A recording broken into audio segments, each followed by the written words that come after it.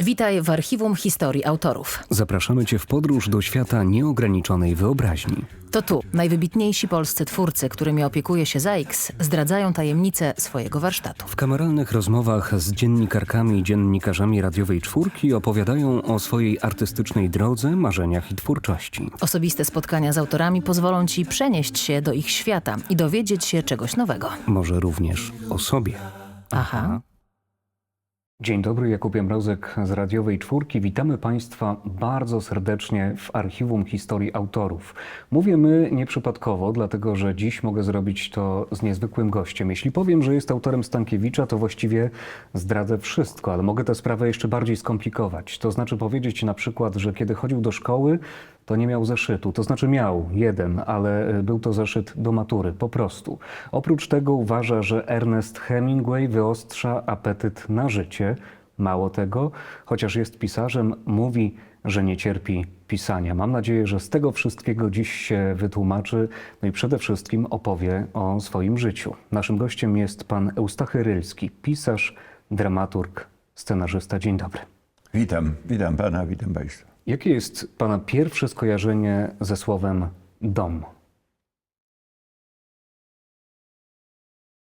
No tak, to dobre skojarzenie, dlatego że ja miałem bardzo szczęśliwe dzieciństwo, więc jeżeli w ogóle można mówić o, może nie szczęściu, ale zadowoleniu, to jest dom, zadowolenie.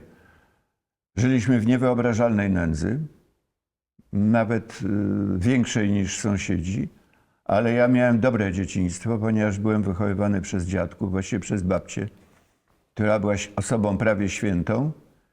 I byłem jednym z nielicznych rówieśników, którzy poza szkołą, a w szkole też się specjalnie nie przepracowywałem, nie byli obarczani żadnymi dodatkowymi zajęciami domowymi. Jednak moi koledzy musieli pracować, bo to była właściwie wieś. Musieli pracować i w polu, i przy zwierzętach, i w domu, i pomagać rodzicom. Ja nie miałem takiego obowiązku, więc właściwie miałem dzieciństwo. Kojarzy się z domem, dom się kojarzy z dzieciństwem, a dzieciństwo kojarzy się z wolnością. Chociaż brzmi to paradoksalnie, ponieważ ono przypadło na czasy stalinowskie i takie najgorsze lata stalinowskie. A jednak ja miałem wrażenie pełnej wolności, to znaczy właściwie nic w domu mnie nie ograniczało. Mogłem po szkole wrócić do domu albo nie wrócić, przyjść na noc albo nie przyjść, bo chłopcy robili rozmaite wypady. Okolica była przepiękna. Nad naszym domem przy ulicy Młyńskiej w Sobieszowie wisiał taki niesamowity raubriterski zamek Knast, na który się chodziło i w którym czasami, szczególnie na wiosnę, spędzało się noce, czekając na błędnych rycerzy i Kunegundę. Także jeżeli pan mówi dom, to myślę o domu dzieciństwa i to było dobre skojarzenie. Myślałem, że pan powie może dom równa się kobiety. Bo to był kobiecy no tak, dom w dużej mierze. Wychowywały mnie kobiety. Zresztą dalej żyję z kobietami, dlatego że mój dom to też są kobiety, dwie. Tak, wyłącznie kobiety, ponieważ mężczyźni poginęli, nie było mężczyzn. Mężczyźni, których możemy zobaczyć też na fotografiach, które pan dziś tutaj przyniósł. Dwóch mężczyzn ważnych w pana życiu. Młodych mężczyzn. Bardzo młodych mężczyzn. Tak. Po mojej prawej stronie jest mój ojciec, też Eustachy Rylski, który był żołnierzem Armii Krajowej i został wraz z całym swoim oddziałem rozstrzelany przez Niemców w Młodowie koło Rytra. Stoi tam zresztą taki obelisk poświęcony pamięci mego ojca i tego oddziału. Koło Rytra. On został rozstrzelany na przełomie września i października, mniej więcej na 6 tygodni przed moim urodzeniem. Jestem pogrobowcem. Urodziłem się już po śmierci ojca. I z drugiej strony drugi jest Jerzy, kawalerzysta, który odznaczył się zresztą taką bardzo brawurową szarżą nad Bzurą razem ze swoim oddziałem we wrześniu 1939 roku, no a potem przekradał się, jak bardzo wielu zresztą polskich żołnierzy, do Francji przez Rumunię i tam w Karpatach zgarnęli go Rosjanie. i nie wiem, jak długo żył. Umarł na cyngę. Na cyngę w Republice Komi, gdzieś w okolicach Workuty. Nie przeżył łagru. 20 lat mniej więcej po zrobieniu tego zdjęcia. Mniej pana taty więcej nie było. 20 lat po zrobieniu tego. Obaj nie przeżyli wojny. Kiedy myśli pan o historii... Bardzo byli udani chłopcy pod każdym względem. Świetnie pokończyli studia, skończyli chyrów obydwaj, do kolegium jezuickie i tak dalej. Tylko żyć. Podobali się kobietom, nawiązywali rozmaite romanse, cieszyli się życiem, no ale wojna je zakończyła. Tak jak zresztą bardzo, bardzo wielu innych. Muszę powiedzieć, że jeśli chodzi o chłopców, młodych mężczyzn z sąsiedztwa, to tam prawie nikt nie przeżył wojny. Zostały kobiety. Mundur to jest taka ważna rzecz dla mężczyzny w pana rodzinie. No tak, to jest zdjęcie mego stryja Jerzego, właśnie tego bruneta tutaj z tego zdjęcia, ale nie, to jest podczas służby wojskowej. Natomiast nie mam fotografii w mundurze mojego ojca, ale służyli w tym samym, odbywali służbę w tym samym oddziale, to znaczy w strzelcach konnych, którzy stacjonowali w Czortkowie. No zresztą ziemiańscy synowie nie mogli inaczej odbywać służby niż kawalerii. To było po prostu niemożliwe. A kiedy pan myśli o swoim dzieciństwie i o braku ojca, to faktycznie odczuwał pan jako młody chłopak, jako dziecko ten brak? Nie, ja ojca nie znałem i nigdy nie myślałem, że czegoś mi brakuje. Bo to musiał być taki dom, w którym mama tego ojca zastępuje de facto. Mama mnie nie wychowywała. Ja swoją matkę słabo znam, prawdę mówiąc. Wychowywali mnie dziadkowie, to znaczy babcia. Dziadek był obecny, dziadek umarł, jak ja miałem 10 lat, ale ja nie zamieniłem z dziadkiem jednego słowa.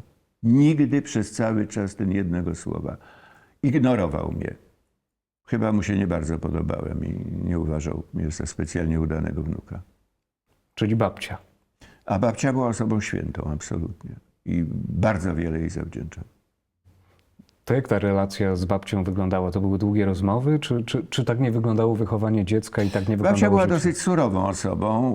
Usiłowała mnie nauczyć grać w szachy, bo była świetną szachistką. Żyła zresztą trochę z pisania zadań szachowych i z rozwiązywania raczej z pisania zadań szachowych. Tak, dużo żeśmy rozmawiali o przeszłości, o tych, kogo znała i tak dalej. Z babcią miałem świetny kontakt. Dużo mówił, Chociaż to było surowe wychowanie, bez czułostkowości. surowe, bez przytulania.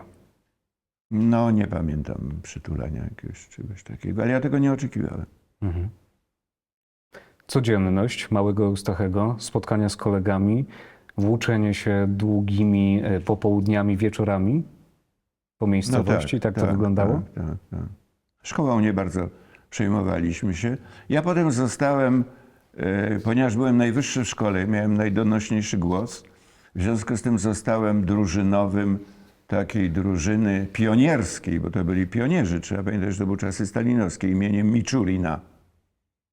Ale mam wspaniałe wspomnienia z tego, bo w ogóle ten system stalinowski i taki okrutny, opresyjny system jest dobry dla dzieci i młodych mężczyzn.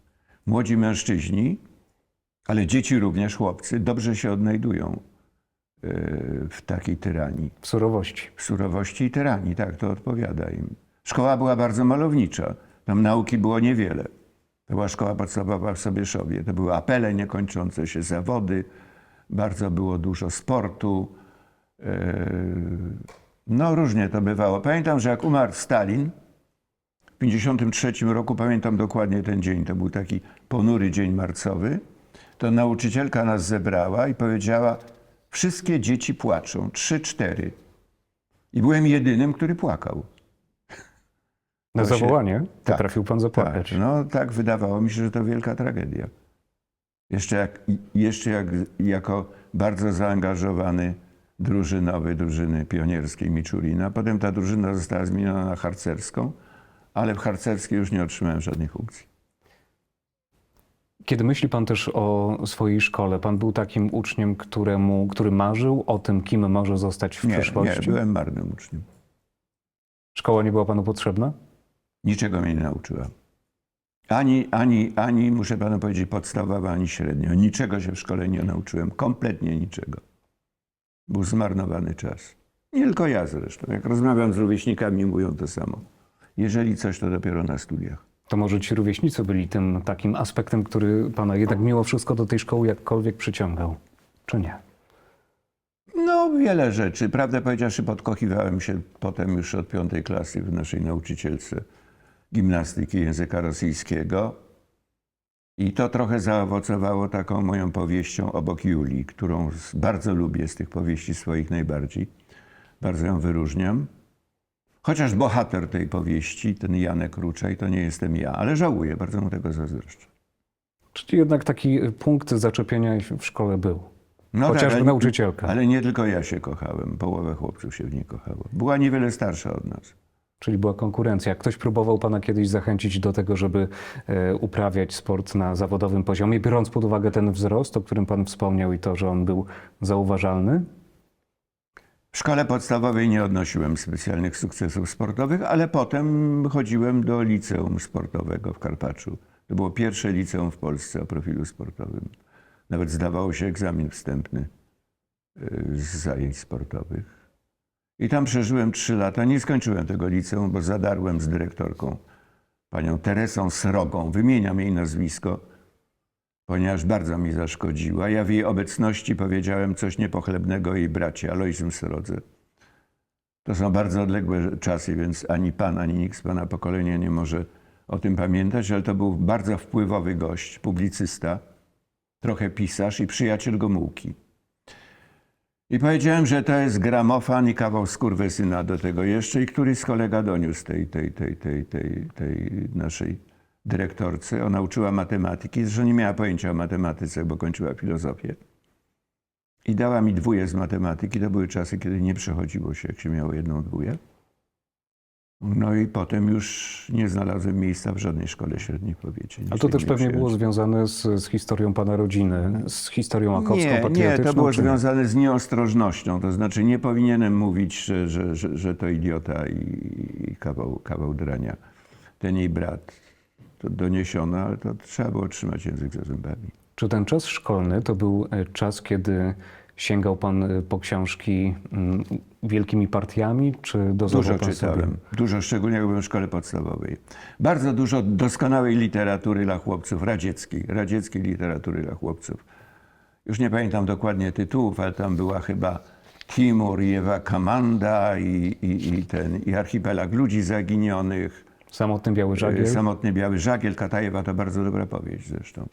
Tego dużo czytałem. Czytałem Jacka Londona, Kerwooda, Karola Maja. Ale podobno Karol Maj panu nie podszedł szczególnie. Nie bardzo, bo jakoś jak się dowiedziałem, że on nigdy nie był w Ameryce i napisał to jakoś ręce mi opadły. Nie, ale na przykład Londona i Kerwooda szalenie lubiłem. Szara Wilczyca to była moja ulubiona książka w dzieciństwie, w młodości. Jest dalej zresztą jedną z moich ulubionych książek.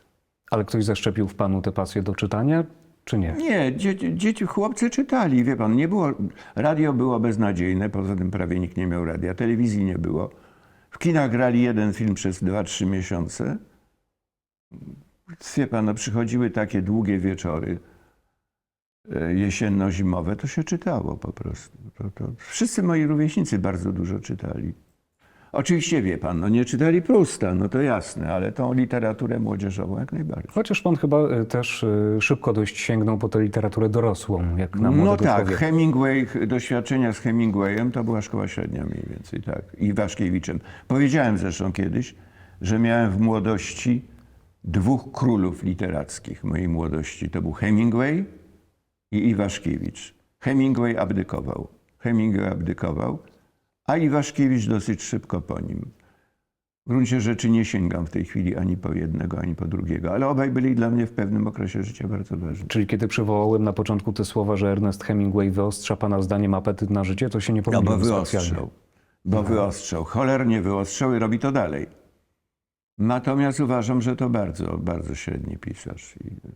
To znaczy, wie pan, powiedziałem kiedyś, że gdyby Hemingway miał powierzchowność Woody Allena, to nie dostałby Nagrody Nobla. To jestem absolutnie przekonany. On jednak bardzo grał swoją męskością, seksapilem, romansami, życiem, przygodami i tak dalej. I to się wszystko złożyło na postać, na legendę Hemingwaya. Sama literatura to byłoby trochę mało. Chociaż ja mam kilka ulubionych opowiadań Hemingwaya. To opowiadanie na przykład, którego nie pamiętam, o starym Teoradorze, dla którego już każdy byk jest za dobry. I nikt nie chce zorganizować mu walki i tak dalej. Bardzo lubię to opowiadanie. Lubię opowiadanie Śnieżny Szlak, gdzie na 2 czy 3 stronach jest właściwie wszystko o młodym życiu. Natomiast te jego powieści, tego się już w zasadzie specjalnie nie da czytać. Zresztą to nie tylko mnie dotyczy. Ja pamiętam, że miałem kiedyś spotkanie na Uniwersytecie w Białymstoku, jeżeli tam w ogóle jest uniwersytet, ale na Wydziale Lingwistycznym chyba Uniwersytetu w Białymstoku i zapytałem studentów o Hemingwaya. Tam ktoś powiedział, Hemingway, no tak, coś żeśmy słyszeli, chyba pisarz, ale nie kojarzymy go z żadnymi rzeczami, więc on przeminął. Ale w czasach mojej młodości, tej pierwszej młodości, to był najważniejszy człowiek na świecie, absolutnie. To była, mało powiedzieć, legenda. To była, właściwie istniał, wśród młodych mężczyzn istniał kult Hemingwaya. Myśmy rozmawiali z naszymi dziewczynami dialogami z Hemingwaya. Nie wiem, nie piło się wódki, tylko piło się drinki, chociaż to nie przypominało drinków. Tak, bardzo wyostrzał apetyt na życie, niewątpliwie. Miał tą umiejętność. A to czytanie przydawało się na języku polskim w szkole, czy nie? Nie, myśmy nie przerabiali Hemingwaya. Hemingwaya nie, ale wyobrażam sobie, że ten pociąg do literatury być może coś znaczył. Chociaż z tego co wiem, nie był pan zbytnim pasjonatem szkolnych lektur, tego co każą. Szkolnych czytać. lektur nie, ale w ogóle książek tak. Natomiast szkolnych lektur, ja potem przeczytałem właściwie większość tych szkolnych lektur, niektóre z wielką przyjemnością. Ale generalnie w szkole podstawowej w ogóle nie czytałem lektur, w związku z tym siedziałem przez polski. Ja siedziałem w 7. klasie właśnie za język polski, mimo że już wtedy zaczynałem próbować czytać Faulknera, ale zostałem tym. Ja już nie pamiętam, jakie to były lektury, ale takie, które mi się nie podobały. Użył pan sformułowania sex appeal. Podobno w rodzinie ma pan Marlona Brando. Biorę w cudzysłów oczywiście, ale myślę, że to zdjęcie może wskazywać. Trochę było na to. podobno w typie Marlona Brando, tak. To jest- był mój dziadek. to jest pana był dziadek. Niesłychana postać zupełnie. Pamiętam, że jak wrócił z wojny domowej w Rosji, a zaczynał jeszcze za Ławra Karniłowa, potem był u Denikina. Ja chyba przesadziłem z tym Wranglem. Wranglem nie był. I potem w 19 roku, czy na początku 20 przez Odessę wrócił do majątku, tam na Wołyń, do Uchrynowa. To się w tej chwili nazywa Dibrowka. Myśmy tam byli kiedyś z żoną. To właśnie popadł w depresję. Brakowało mu wojny. Cholernie brakowało mu wojny. Właściwie spędzał czas na polowaniach głównie, na zabijaniu zwierząt. Z tym, że bardzo się zmienił. I potem na starość nie pozwalał tępić myszy. Jak się siadało w pokoju dziadka, byśmy mieli duży poniemiecki dom, na takiej wielkiej kanapie, która przypominała trochę lokomotywy, to z każdej dziury wychodziły myszy. Czyli potem nie był w stanie skrzywdzić absolutnie nikogo. Nie, ale to już jako bardzo, bardzo starszy pan. No akurat myślę, że ta pasja do przyrody... Ale wie pan, on był jednym z nielicznych, którzy polowali na dziki z rochatyną. Tego już nikt nie uprawiał. Podobno było 2 ludzi w Polsce międzywojennej, którzy polowali na dziki z rochatyną. A może pan wytłumaczyć? Pamiętam, że mój ojciec i jego brat obaj zasadzili się na dzika z rochatyną. Dzik ich przewrócił, zrolował i tak dalej, mimo że byli bardzo wysportowani i nic im nie brakowało. To było oczywiście, to była rzeźnia. Ja uważam, że to było barbarzyństwo. Po prostu nie cofam się przed powiedzeniem, że to było barbarzyństwo. W tej chwili dziadkowi powiedziałbym, że to było barbarzyństwo. To było tak, że psy prowadziły dzika, a potem z tą rochatyną przebijało się dzikowi. Tak trochę jak toreador ten, z góry serce. Trzeba było się odznaczać wielką odwagą i wielką siłą, bo to się polowało na wielkie odyńce, czasami 200-kilowe. A zastanawia się pan czasem, co się zmieniło, że pierwsza wojna, potem polowanie, a potem nie był w stanie skrzywdzić naszej nawet myszy? Starość. Na starość człowiek łagodnieje. Ja też widzę po sobie, jak bardzo złagodniałem na starość. Patrzę na zdjęcia, których przyniósł pan wiele. Dziadkowie, ale też pradziadkowie w pana życiu odgrywali ważną rolę. Proszę Z tym, że poopowiadać. pradziadków ja nie poznałem. tylko z fotografii, ze zdjęć, tak jak my dziś. Tak, to jest Munio Pietruski, chyba Mieczysław, dziadek aktora Pietruskiego, Ryszarda Pietruskiego. Natomiast ten, który siedzi, to jest, ja nie wiem dokładnie, nie chcę ten, czy admirał, czy konadmirał, chyba kontadmirał austriacki. Jeśli nie chcę wierzyć, że Austriacy mieli flotę. I był komendantem portu wojennego w Abacji i był moim wujem. No właściwie większość zdjęć, które pan dziś przyniósł, to są zdjęcia XIX-wieczne. Tu na przykład rok 1878. Tak. Pozowane zdjęcie. To w zasadzie też, ale tu mamy tu jest mowa o To jest przyjęciu zdjęcie pewnie. ze zdjęcia. To jest Aha. zdjęcie ze zdjęcia. No tak, tu są bardzo historyczne postaci. Ten najbliżej po prawej stronie to jest namiestnik Galicji, potem minister spraw zagranicznych cesarstwa, a potem premier cesarstwa Kazimierz Badeni. Tam w środku ta pani to jest córka generała Skrzyneckiego. Generała Skrzyneckiego, to znaczy z powstania nie styczniowego, tylko listopadowego. A tutaj po lewej to jest Kajetan Koźmian. No a stoi moja babcia. Babcia tutaj Tu, w tak, rogu. Tak. I to jest zdjęcie w Nożcu zrobione, na werandzie w Nożcu. Nożdżec to jest tak, to był majątek Skrzyńskich, moich dziadków i to jest majątek, który jest na terenie, znaczy on jest w Galicji. To jest koło Brzozowa. I to jest ta babcia, Nad Sanem. która odegrała w pana życiu Tak. ważną rolę. Tak. I przez Skrzyńskich jestem skoligacony z Fredrami, ponieważ Seweryn Fredro, ale ja tego dokładnie nie policzę, ale mam wrażenie, musiałem policzyć, był moim pradziadkiem. Seweryn, brat Aleksandra. Brat Aleksandra, tak. Zresztą gwardzista napoleoński ze Starej Gwardii. Ze Starej Gwardii napoleońskiej, to jest bardzo ważne. Był jednym z oficerów, bardzo, bardzo bliski Bonapartemu, cesarzowi. A to jest taka historia. Wszyscy czterej bracia służyli. Czterej? Chyba tak. Edward, Aleksander, Seweryn, właśnie mój pradziadek i Maksymilian. Maksymilian był nawet dowódcą chyba szwadronu gwardyjskiego, a Maksymilian potem służył carowi. Był inspektorem kawalerii w Cesarstwie Rosyjskim. A to jest taka historia, do której się w pana rodzinie wracało? No nie każdy jest Nie, spokrewniony z dowiedziałem się o Fredrami. tym, ale w ogóle w mojej rodzinie się nie celebrowało pochodzenia zupełnie. Nie ze Szlacheckość względu nie na miała czasy. znaczenia, Nie było tak? takiego zwyczaju, żeby celebrować. Tak samo jak nie celebrowało się zresztą strat. Nie celebrowało się śmierci mego ojca, nie było kultu. W ogóle żadnego. Nie było śladu kultu. Nie wiem, chyba dziadkowie byli zbyt dobrze wychowani, żeby to celebrować. Pan też nie miał nigdy takiego poczucia, żeby wracać nie wiadomo jak i tę szlacheckość celebrować później? Nie, zupełnie nie. Nie, nawet pamiętam, że babcia mówiła, że takie celebrowanie jest w złym stylu. Chociaż tych postaci, które można by też celebrować w pana rodzinie jest mnóstwo. Przepiękna kobieta, w ogóle przepiękni ludzie na tych Moja fotografiach. ukochana ciocia. Nazywała się Pis, bo wyszła z domu Skrzyńska. Natomiast bardzo, bardzo była mi bliska. Potem wyjechała do Anglii i wyszła za milionera brytyjskiego, Maurycego Pisa, ale bardzo szybko zachorowała na raka mózgu, na glejaka i właściwie jej mąż zrobił wszystko, co było. Bardzo był w niej zakochany. Zrobił wszystko, co było możliwe, żeby ją uratować, ale nie udało się, umarła albo przed 40, albo tuż po 40. Powiedział pan Helena. Moja ukochana ciocia. Miał pan z nią jakieś konkretne wspomnienia? Lubiliśmy się. Po prostu. Lubiliśmy się. Ciocia Helena. Tak, była niesłychana, zgrabna przy tym, wysoka, szczupła. Taką, przepiękna. A ma pan takie poczucie, że wyszedł pan z rodziny pięknych ludzi? Od strony ojca.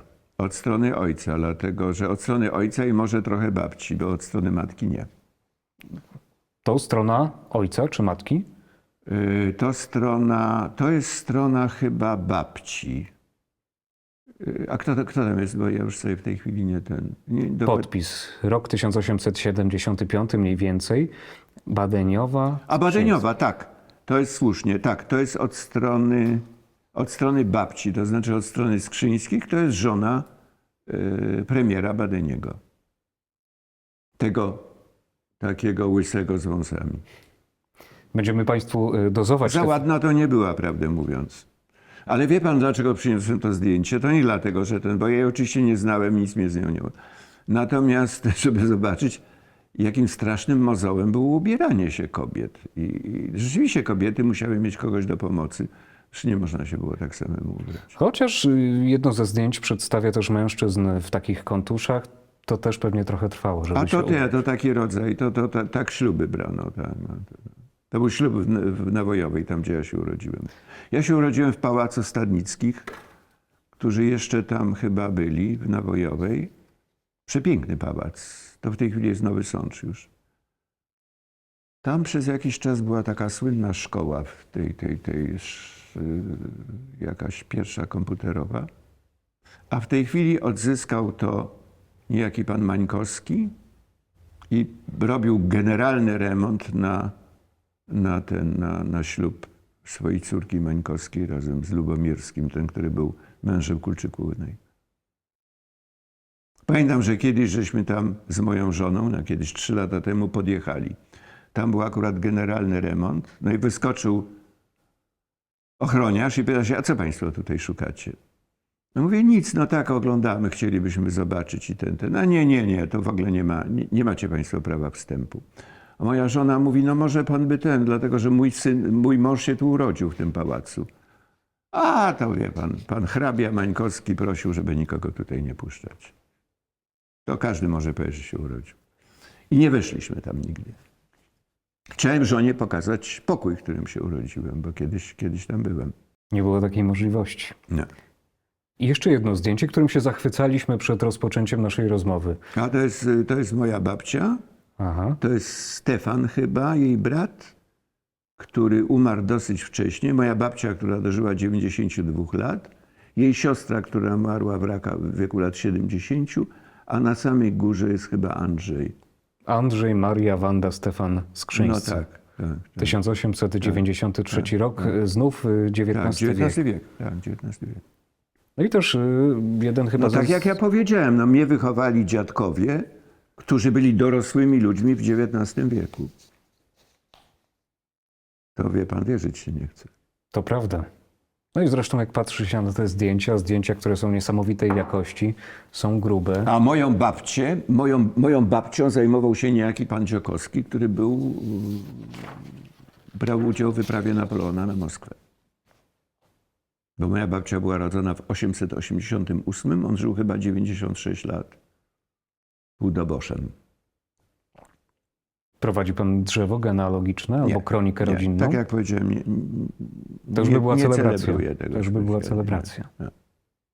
Ja mniej więcej coś wiem, ale Każde z tych zdjęć jest podpisane. To jest pański charakter pisma? nie, czy nie? to dziadek podpisywał, babcia i siostra mego ojca. Nie, ja chyba, że no to może te zdjęcia już współczesne. Te najnowsze. Pytam pana o to nieprzypadkowo, bo z tego co wiem, pan nie jest z tych, którzy lubią pisać w ogóle, ale pisać ręcznie. Okropnie mnie to nudzi. Zawsze mnie to nudziło. Już zmuszałem się do pisania, jak podpisywałem umowę z wydawcą i zbliżył się termin i trzeba było coś zrobić. Ale to okropne. To nudziarstwo przede wszystkim. Pisanie to jest nudzie. Znaczy ja bardzo zazdroszczę poetom. Mają chwilę weny i piszą wiersz. Natomiast pisanie prozy to jest takie heblowanie stołu, wie pan. To ciężka robota. Zawsze odpowiadając na to, dlaczego piszę, kombinuję jak koń pod górę, wie pan. I są różne odpowiedzi. Potem powiem mniej więcej też skąd się to bierze. Ale generalnie dla takich chwil ekscytacji, to znaczy ja absolutnie mam przekonanie, że niektóre fragmenty mojej prozy są spoza moich możliwości. Ja nie mówię o całości, ale zdania, zbitki zdań i tak dalej, akapity. Mówię sobie, to jest poza moimi możliwościami, realnie rzecz biorąc. Tak jak byłoby mi to podyktowane przez opatrzność. To nie dotyczy wszystkiego. To dotyczy bardzo niewielu rzeczy w moich powieściach czy opowiadaniach. Ale zdarzają się takie chwile. Więc jeżeli w ogóle ryzykować pisanie, to dla takich chwil, bo w tym jest jakaś tajemnica, jakaś magia niewątpliwie. Natomiast a propos tego, wie pan dlaczego piszę? Ja pamiętam, że jak opublikowałem, najpierw został opublikowany Stankiewicz, mój debiut, w tygodniku Literatura. Ja nawet dostałem wtedy nagrodę literatury, to było sporo pieniędzy. Wtedy nagrody pieniężne były wysokie dosyć. I to był chyba 1984 rok, a potem to się ukazało w Piwie jako dyptyk powieściowy. I pamiętam, że zadzwonił do mnie Iredyński, nie wiem, czy pan kojarzy go sobie, Ireneusz Iredyński. Świetny poeta i prozaik, a wszystkim znany z tego, że chuligan straszny. A właściwie, przykro to mówić, ale taki prawie że knajpiany bandyta.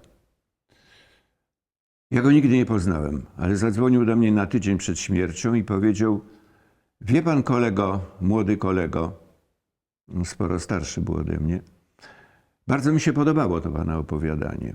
Ono się będzie w ogóle podobać. Teraz będzie pan wiele wywiadów, będą pana emablowały dziennikarki głównie i będą panu zadawały ciągle te same pytania. To rada starszego kolegi jest taka, niech pan zawsze odpowiada inaczej na te pytania. Ja mówię: wie pan, panie Irku, ale wtedy tylko raz powiem prawdę. Ja mówię: też ma pan problem. Także Czyli jak spytam pana o to, jak zaczęło się pisanie, to rozumiem, że prawdę już pan kiedyś powiedział, więc teraz będzie kolejna powiedziałem wersja. prawdę, której nie pamiętam już, wie pan, więc kombinuję jak koń pod górę trochę. Czyli trochę opatrzności w pana karierze pisarskiej jest.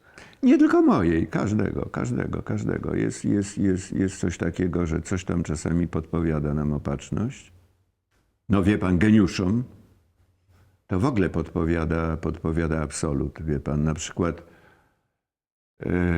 Lacrimozy Mozarta nie mógł skomponować Mozart. To zostało podpowiedziane przez jakiś absolut. To jest zbyt doskonałe.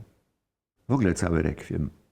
Ale może cały rekwiem ale Lacrimosa została podpowiedziana przez jakiś absolut. To dla mnie, mówię to zupełnie serio. Tak samo jak niektóre utwory literackie.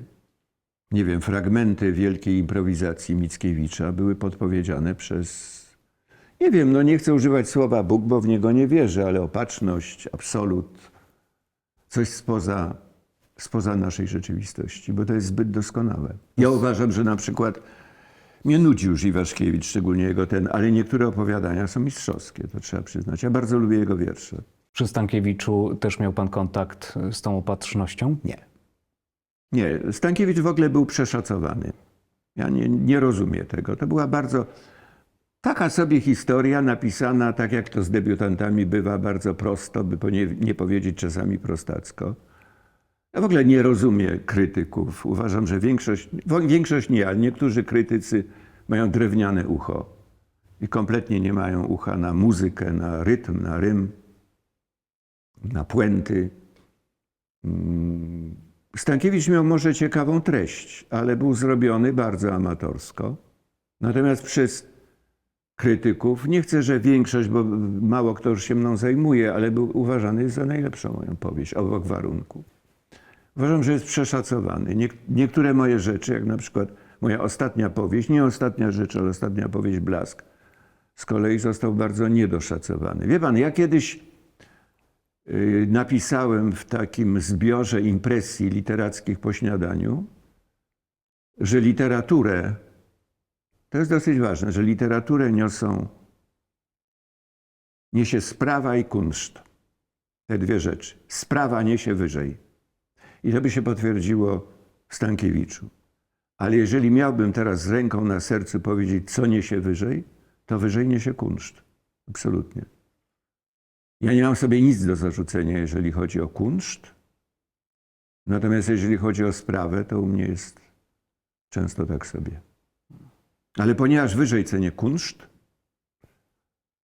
no to wie pan, to się uważam za bardzo dobrego autora, chociaż nie pisarza. Ja nigdy nie uważałem się za pisarza. Wie pan, nawet muszę pani powiedzieć, że moja żona wydrukowała mi wizytówki, które natychmiast wrzuciłem do kominka, ponieważ tam było pisarz, Eustachy Rylski pisarz. Ja nigdy nie uważałem się za pisarza, natomiast uważam się za dobrego autora. Nawet Dlaczego? za bardzo dobrego autora. A dlaczego nie mówi pan o sobie pisarz? Wie pan, bo brakuje mi charyzmy. Brakuje mi charyzmy pisarskiej, obywatelskiej. Wie pan, nie wykluczam, że i męskiej. Po prostu. A bez charyzmy człowiek nie może być pełnowartościowym pisarzem. Bo pisarz to jest jego dzieło i on sam.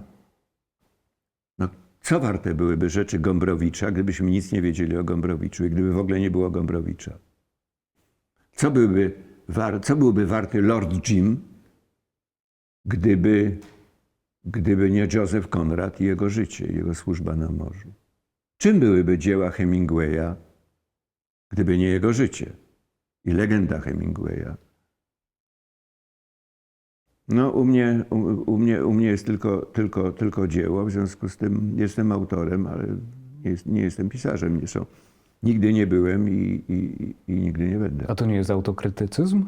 Nie, to realne ten. Natomiast w ogóle niektórzy twierdzą, że jestem megalomanem, bo ja się już uważam za bardzo dobrego autora. Ale autora, nie pisarza. A czy kiedy pan pisze i kiedy pan pisał, zaczynając od Stankiewicza, to pan cierpiał wtedy? Bo mówiąc nie cierpię pisania, to są słowa zaczerpnięte Wie pan, z wywiadu. Stankiewicza mi się pisało dobrze. Ja to napisałem w 2 tygodnie. I to była Szybko. duża przyjemność. Ale już, bo to ukazały się taki dyptyk powieściowy Stankiewicza. Ale już jeśli chodzi o powrót, to muszę panu powiedzieć, że się tam nieźle namordowałem i nanudziłem. Ja miałem taki sposób, ja jeszcze byłem kawalerem, że zaczynałem pisać gdzieś koło 10-11 wieczorem i pisałem gdzieś do 3-4 rano. I byłem wykończony głównie papierosami, bo ja wypalałem paczkę papierosów mniej więcej przy pisaniu. Więc może to mnie bardziej wykańczało niż samo pisanie. Zresztą pisania nie ma bez papierosów, więc wie pan. Nie wiem, może właśnie te papierosy bardziej wykańczają. Pisania nie ma bez papierosów, tylko i wyłącznie bez papierosów, czy jeszcze bez... Jeśli chodzi o mnie, to nie ma. Aha. A coś jeszcze panu było konieczne do Ale pisania? jak smok. Niektórzy piją, ja nie piję. Piją, żeby odreagować. Ale ja palę. Czyli te początki to było takie kawalerskie pisanie od godziny 10 do późnej Znaczy kawalerskie, wie pan, ja prowadziłem z kolegą taką firmę, tam, wie pan, bzdury piszą w ogóle jakąś budowlaną, nic podobnego. To była mała firma remontująca mieszkania. Nawiasem mówiąc, ja nigdy nie miałem w życiu tylu pieniędzy, ile wtedy. No, nastał stan wojenny, były ograniczenia z paliwem.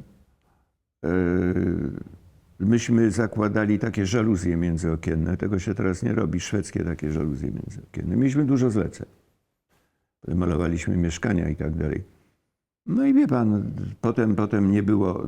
Myśmy malowali mieszkania farbą emulsyjną, bo białą mieliśmy dostęp. To była nowość wtedy, na początku lat 80., więc mieliśmy sporo zleceń.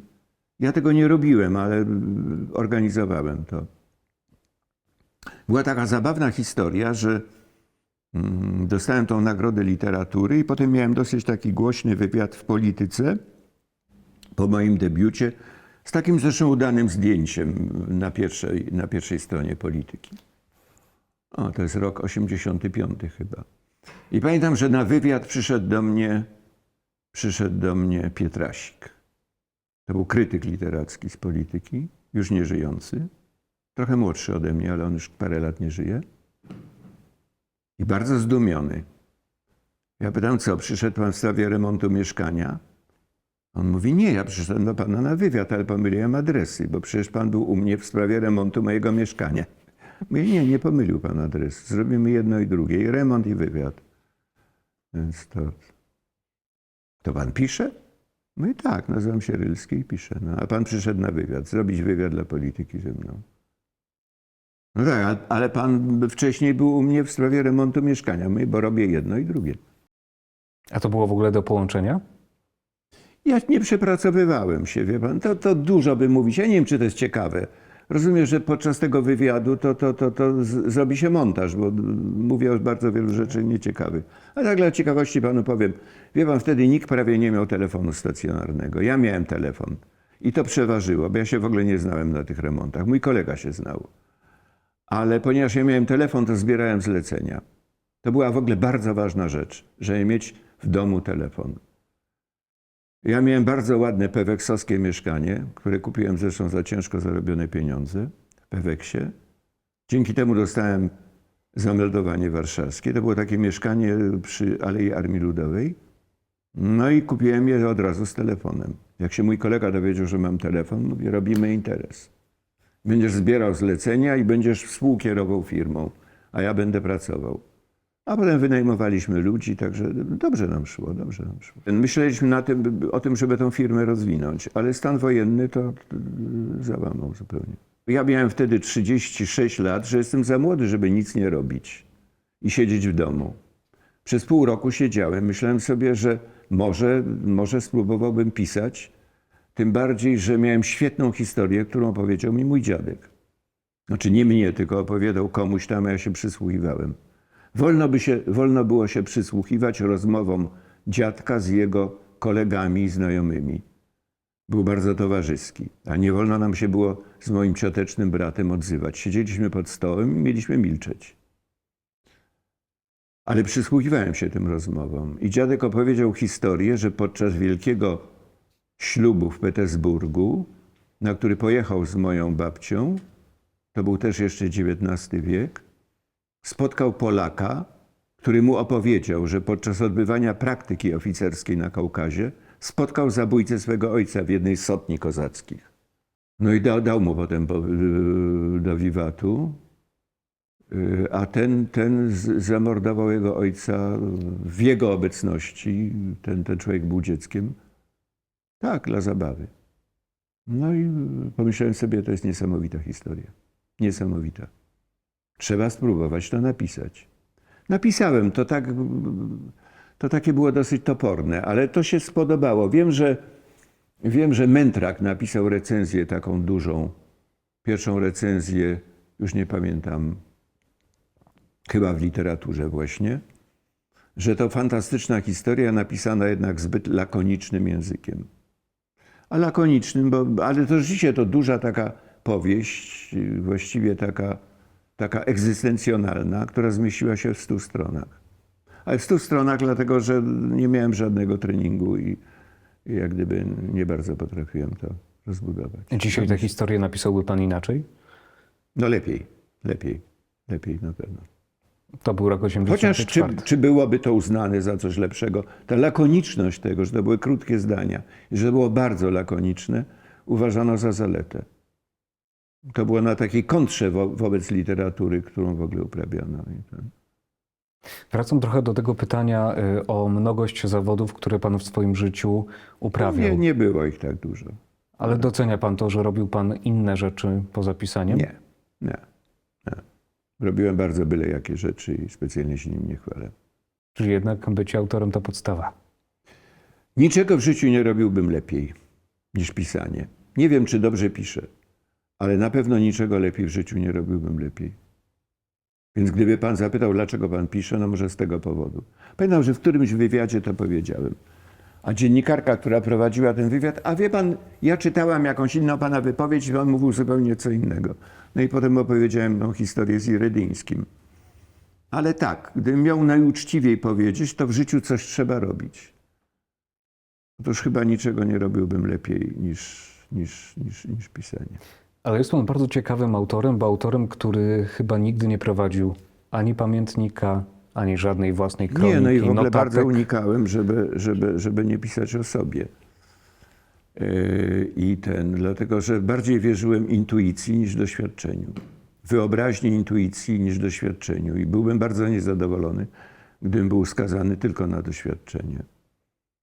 Natomiast jeśli chodzi o tę książkę, którą powieść bardzo lubię, ona się na przykład nie podoba w ogóle w mojej rodzinie i bardzo się nie podoba mojej żonie. I miała też wielu przeciwników, ale miała też wielu entuzjastów. Nawet tutaj wśród pracowników ZAX-u. Się świetnie czytało. To bohater tej powieści, myślę obok Julii, ten Janek Ruczej, bardzo się u mnie zapożyczył. To niewątpliwie. Bo moją pierwszą pracę, ja miałem wtedy 17 lat, ponieważ wyleciałem ze szkoły i do żadnej szkoły nie chcieli mnie przyjąć, musiałem maturę zrobić w takim liceum dla pracujących. Ze względu właśnie na ten konflikt z panią Srogą, która była bardzo wpływową osobą tam w okolicy. to zacząłem pracować jako młodszy referent techniczny w takiej bazie samochodowej w Sobieszowie. To się nazywało Paget, potem Motel. Spotkałem tam bardzo malowniczych ludzi, bo to tak trochę jak z Łaski, jak z bazy. Ja tam przepracowałem 3 lata. Miałem 18 lat, kiedy właściwie byłem szefem placu, odpowiadałem za stan techniczny kilkunastu ciężarówek. Także to były takie jeszcze z amerykańskiego Nebowilu.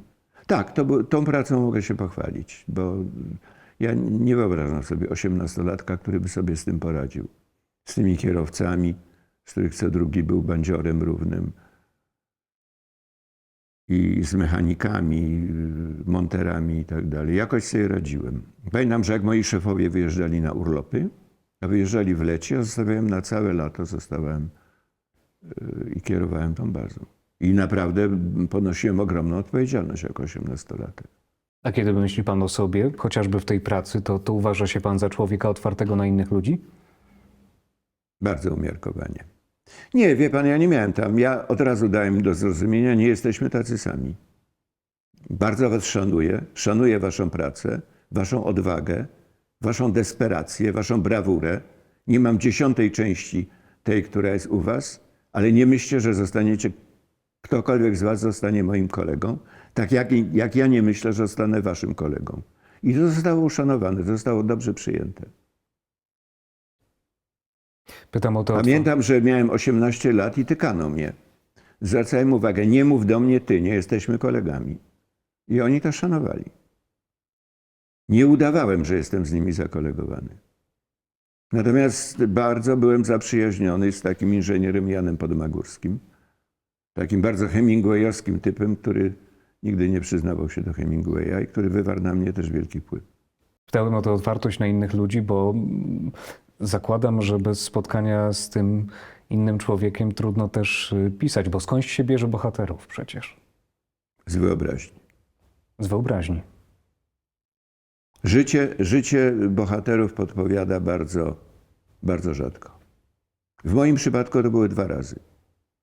Znaczy to był kapitan Rangut z powieści Warunek, no i właśnie Stankiewicz, pułkownik Stankiewicz.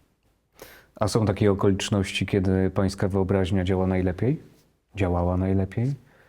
No teraz już słabo działa ze względu na wiek.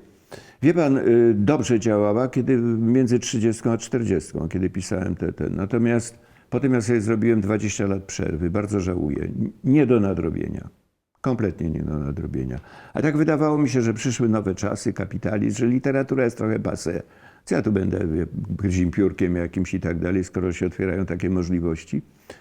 I z żoną założyliśmy taki jedyny chyba w Polsce i jedyny w kraju, w ogóle w Europie Środkowej, taki bardzo efektowny magazyn Twój styl. To była nasza na początku własność. Potem zostaliśmy wykolegowani, ale pierwsze 3 numery Twojego stylu, a takich żurnali w Polsce nie było w ogóle, bo potem się posypało Viva, wie pan, i tak dalej, ale Twój styl. Znaczy, ja nie miałem na to żadnego wpływu, to moja żona się tym zajmowała. Moja żona w ogóle prowadziła takie magazyny modowe. Potem nawet żona pojechała z tym twoim stylem chyba do Moskwy i tam Rosjanie zaczęli robić też wersję rosyjską tego. No ale potem trzeba było znaleźć pieniądze na wydawanie tego. 3 numery to trochę za mało i tam zaplątaliśmy się w spółkę i musieliśmy sprzedać udziały. Dobrze, żeśmy sprzedali, ale pozbyliśmy się tego. To jest w ogóle bardzo ciekawy płodozmian. Z jednej strony powieść, zbiory opowiadań, Twój styl, czyli magazyn. Tak, ale to zaleta mojej żony. Poza tym, że przywiozłem fotografa z Paryża, bo w ogóle nie było fotografów, którzy potrafiliby robić takie zdjęcia. Trzeba pamiętać, który to był rok. To był początek lat 90. Więc trzeba było ściągnąć fotografa z Paryża. I pamiętam, że pojechałem na lotnisko, żeby go przywieźć. No to wymagało wielu starań, ale ja ani tam nie pisywałem, nie miałem żadnego związku z redagowaniem tego, a moja żona tak, to ona była matką chrzestną tego i właściwie większość tam zrobiła. Ale jeśli chodzi o pisanie dla teatru, telewizji, to tu już bierze pan odpowiedzialność na Kenik siebie. zapytał, czy czegoś bym nie napisał i wtedy napisałem Chłodną jesień, to się spodobało. To Janusz Zaorski wyreżyserował. Choloubkowi się to bardzo spodobało i bardzo naciskał, żeby to robić. Zagrał główną rolę. On był wtedy w bardzo dobrej formie. Tak, lubiłem pisanie dla teatru i telewizji. O, to lubiłem. To lubiłem, bo szybko się zmierza do celu, wie pan. Didaskalia, dialog i do domu. Czyli gdyby miał pan wybierać, to przyjemniej pisze się, mniej się cierpi pisząc dla teatru, Dużo mniej. telewizji. I to jest dużo łatwiejsze. Tak jak pisanie scenariuszy na przykład do filmu też. To jest dużo łatwiejsze. Nie, na prawdziwą udręką jest napisanie dobrej powieści. Dobrej. Bo napisanie złej powieści nie jest takie trudne. Tak samo jak napisanie wybitnej powieści, awangardowej powieści, odkrywczej powieści. Jest łatwiejsze niż napisanie dobrej. To nie są moje słowa, to są słowa Gombrowicza. I powiedział, najtrudniej jest napisać dobrą powieść. Powieść genialną jest napisać łatwiej. Ponieważ ja nie pisałem genialnych, pisałem dobre, więc to skala trudności była, jeśli chodzi o mnie, to spora. A dialogi przychodziły panu z łatwością. Tak, byłem niezły w dialogach. Tak. Można by się zakochać w pisaniu dla teatru, telewizji i zostawić prozę. Wtedy to miało sens, dlatego że, wie pan, w każdy poniedziałek 1/3 Polski siadała przed telewizorami w latach 80. i 90. Ja pierwszą sztukę napisałem w 89 roku, to się ukazało, Chłodna jesień. Natomiast teraz nie, teraz teatr telewizji jest bez znaczenia. Mhm. Czy to prawda, że lubi pan mówić do siebie? No, głównie rozmawiam ze sobą. W samochodzie na przykład. Głównie przeklinam, prawda? Myślałem, że to są takie rozmowy, które potem wykorzystuje się też w twórczym Wykorzystuje procesie. się. Wie pan, ja jestem skrajnym pesymistą. To znaczy, ja nie znam nikogo, kto byłby większym pesymistą ode mnie. Ale jednocześnie zachwyca mnie uroda świata i piękno świata. I to nie jest coś, co jest sprzeczne. Wie pan, pesymiści i w ogóle natury neurotyczne więcej czerpią z życia niż takie natury afirmatywne. I ja miałem taki okres, kiedy czytałem literaturę dziecięcą, potem czytałem powieści, potem czytałem pamiętniki i rozmaite wspomnienia rozmaitych ludzi i biografie i tak dalej. Teraz czytam mędrców. Głównie sięgam do mędrców. I mam takich ulubionych. To jest właśnie Gomes Davila, kompletnie nieznany. To A jest Gomes Ciorian. Davila, zresztą to książka, do której pan sięga bardzo, ale to bardzo często. Bardzo to nam często, pan z zdradzi. ogromną przyjemnością. Ciorian, Marek Aureliusz, Fernando Pessoa.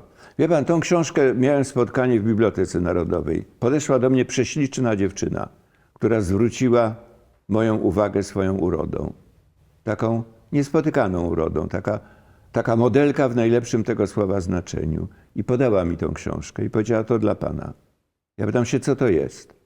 No mówi, książka. Ja mówię, widzę, że książka, ale o czym? O panu. I zniknęła. I ja sięgnąłem do tego, zacząłem czytać te skolia, pomyślałem sobie, no kolejny mądrala. I odrzuciłem to. I po 2 latach dopiero wróciłem i zachwyciłem się tym. Ale to jest, wie pan, to jest bardzo amatorska rzecz. To nie jest dla każdego. To jest dla skrajnego konserwatysty, a nawet powiedziałbym więcej reakcjonisty, ponieważ autor tej książki, Gomes Davila, to był taki wielki kolumbijski rancher.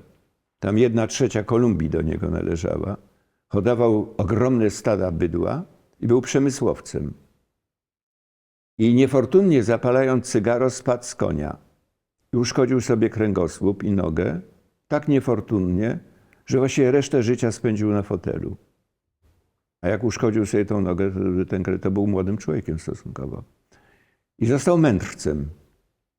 I ktoś go namówił, żeby te swoje przemyślenia zaczął zapisywać. I zapisywał.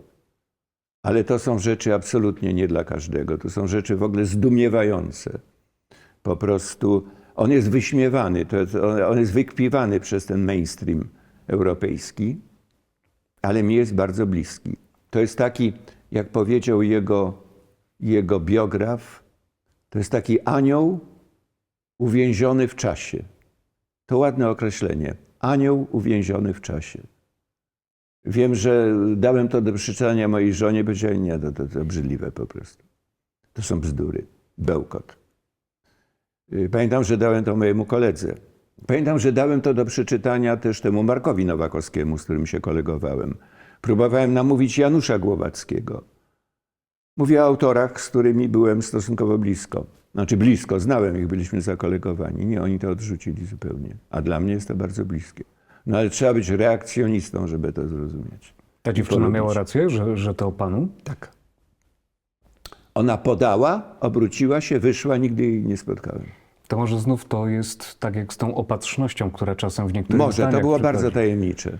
Ja nawet nie próbowałem jej zatrzymać, pomyślałem sobie, dała mi jakiś tam, co, nie wiem, czy w ogóle to przeczytam. Gdybym wiedział, że to jest taka książka, spróbowałbym ją zatrzymać albo przynajmniej odnaleźć. Pewno jest w tej chwili już starszą panią. Pytałem o te rozmowy samemu ze sobą. W samochodzie pan rozmawia, to są Głównie mięsiste przeklinam, rozmowy. głównie Tak. przeklinam. W domu nie wolno mi przeklinać, więc przeklinam w samochodzie. I to do tego sprowadzają się te rozmowy z samym Tak, sobą, czy jeszcze tak, do czegoś? Tak, głównie do tego. Szukam cały czas takiego punktu zaczepienia, bo notatek pan nie robi, jeśli chodzi Nie. o te zdania, które przychodzą. Nie ma pamiętnika, nie ma kroniki. Nie, ale oczywiście podczas podróży przychodzą mi do głowy jakieś tam pomysły fabularne, to na pewno. Wie pan, skończyłem 80 lat, mam 80 lat i zbliżam się do końca. Wie pan, to co mnie czeka, ta największa moja przygoda to będzie śmierć. Ona pewno będzie nieodległa. I pomyślałem sobie, że ja nigdy nie napisałem tak naprawdę książki o śmierci. Te moje śmierci tych moich bohaterów to były w bitwach, tych i tak dalej. Ale napisałem jedną. Dobre opowiadanie, niedocenione zresztą zupełnie i słabo zauważone. Ono się nazywało Dworski Zapach. I to jest opowiadanie o śmierci takiego starego człowieka żyjącego w okolicach Vence na południu Francji. Ale to się dzieje w blasku i lśnieniu. Ponieważ jak się pisze o śmierci, to z jednej strony jest śmierć i odchodzenie, ale z drugiej strony to musi być Śródziemnomorze, lazurowe wybrzeże, piękne kobiety, piękni mężczyźni, blask, lśnienie. Wtedy ta śmierć ma niesamowitą moc. A śmierć w jakiejś petersburskiej, zasmrodzonej, osranej czynszówce jest bez znaczenia zupełnie. Więc zdobyłem się na takie opowiadanie o śmierci i to jest moim zdaniem dobre opowiadanie. Oczywiście napisałem też opowiadanie o śmierci w takiej rzeczy, jedynej mojej rzeczy, która ma szansę przetrwać. Bo moje rzeczy nie przetrwą, ale to opowiadanie przetrwa. I to zresztą nawet nie jest moje zdanie, ale pamiętam, że nawet tłumaczy takich, ono było tłumaczone, chyba już nie pamiętam, na hiszpański czy coś takiego. Ten tłumacz im powiedział, wie pan, to jest opowiadanie, które przetrwa w literaturze światowej. On tłumaczył również moje inne rzeczy. Pańskie inne rzeczy nie, ale to tak. To jest Dziewczynka z hotelu Excelsior. I to jest też opowiadanie o śmierci, ale ono jest nierzeczywiste. Właściwie nie wiadomo, czy to, co się zdarza, to jest wyobraźnia tego bohatera, czy mu się tak wydaje, że mu się to zdarza, czy to się zdarza w rzeczywistości. I osoby, którym się bardzo to opowiadanie spodobało, pytały mnie, ale jak jest naprawdę? Ja powiedziałem, że naprawdę nie wiem. Nie wiem, jak Boga kocham, że nie wiem. I dobry autor, jeżeli napisze dobrą rzecz, nie powinien wszystkiego wiedzieć o swoich bohaterach. W jakim stopniu jego bohaterowie powinni być tajemnicą? W jakim stopniu? Jak młody autor mówi, że napisał książkę o bohaterze, którego kompletnie nie rozumie, to mam wrażenie, że mam do czynienia z idiotą. Ale jeżeli mówi, że tam są momenty zagadkowe, to mówię, dobrze, to dobrze trafiłeś. To masz dobrego bohatera. Nie staraj się wszystkiego rozumieć. Zostaw mu jakąś tam autonomię. Ja próbuję zrozumieć, skąd to zainteresowanie śmiercią. To coś, co wszczepił Hemingway znów? No tak.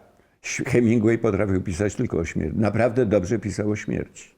On dobrze pisał wyostrzał apetyt na życie, ale naprawdę dobrze pisał o śmierci ludzi i zwierząt, bo on też pisał o śmierci zwierząt.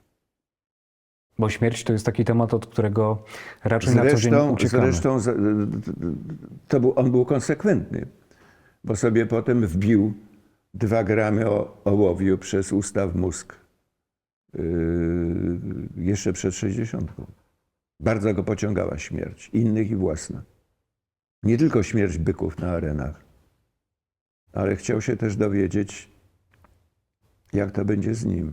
Nie musiał się zabijać, ale myślę, że seks i śmierć go niesłychanie pociągały. I przygoda oczywiście taka męska. Ale to seks i śmierć to jest coś, co jest samą istotą literatury. Jak u Freuda. Jak u Freuda, bo to jest bardzo blisko siebie. To jest niesłychanie blisko siebie. Gdyby mnie pan zapytał dlaczego, to bym panu odpowiedział, że nie wiem. Ale jest blisko. A pan często myśli o śmierci? Nieustannie. Teraz nieustannie. No i pan, jak się ma 80 lat, to się myśli o śmierci. Ale tym myślom towarzyszą też trudne emocje, lęk? Czy Ciekawość. nie? Ciekawość. Ciekawość, raczej ciekawość, bo ja uważam, że śmierć będzie największą przygodą każdego człowieka. Każdy człowiek przeżyje na koniec wielką przygodę i to jest śmierć.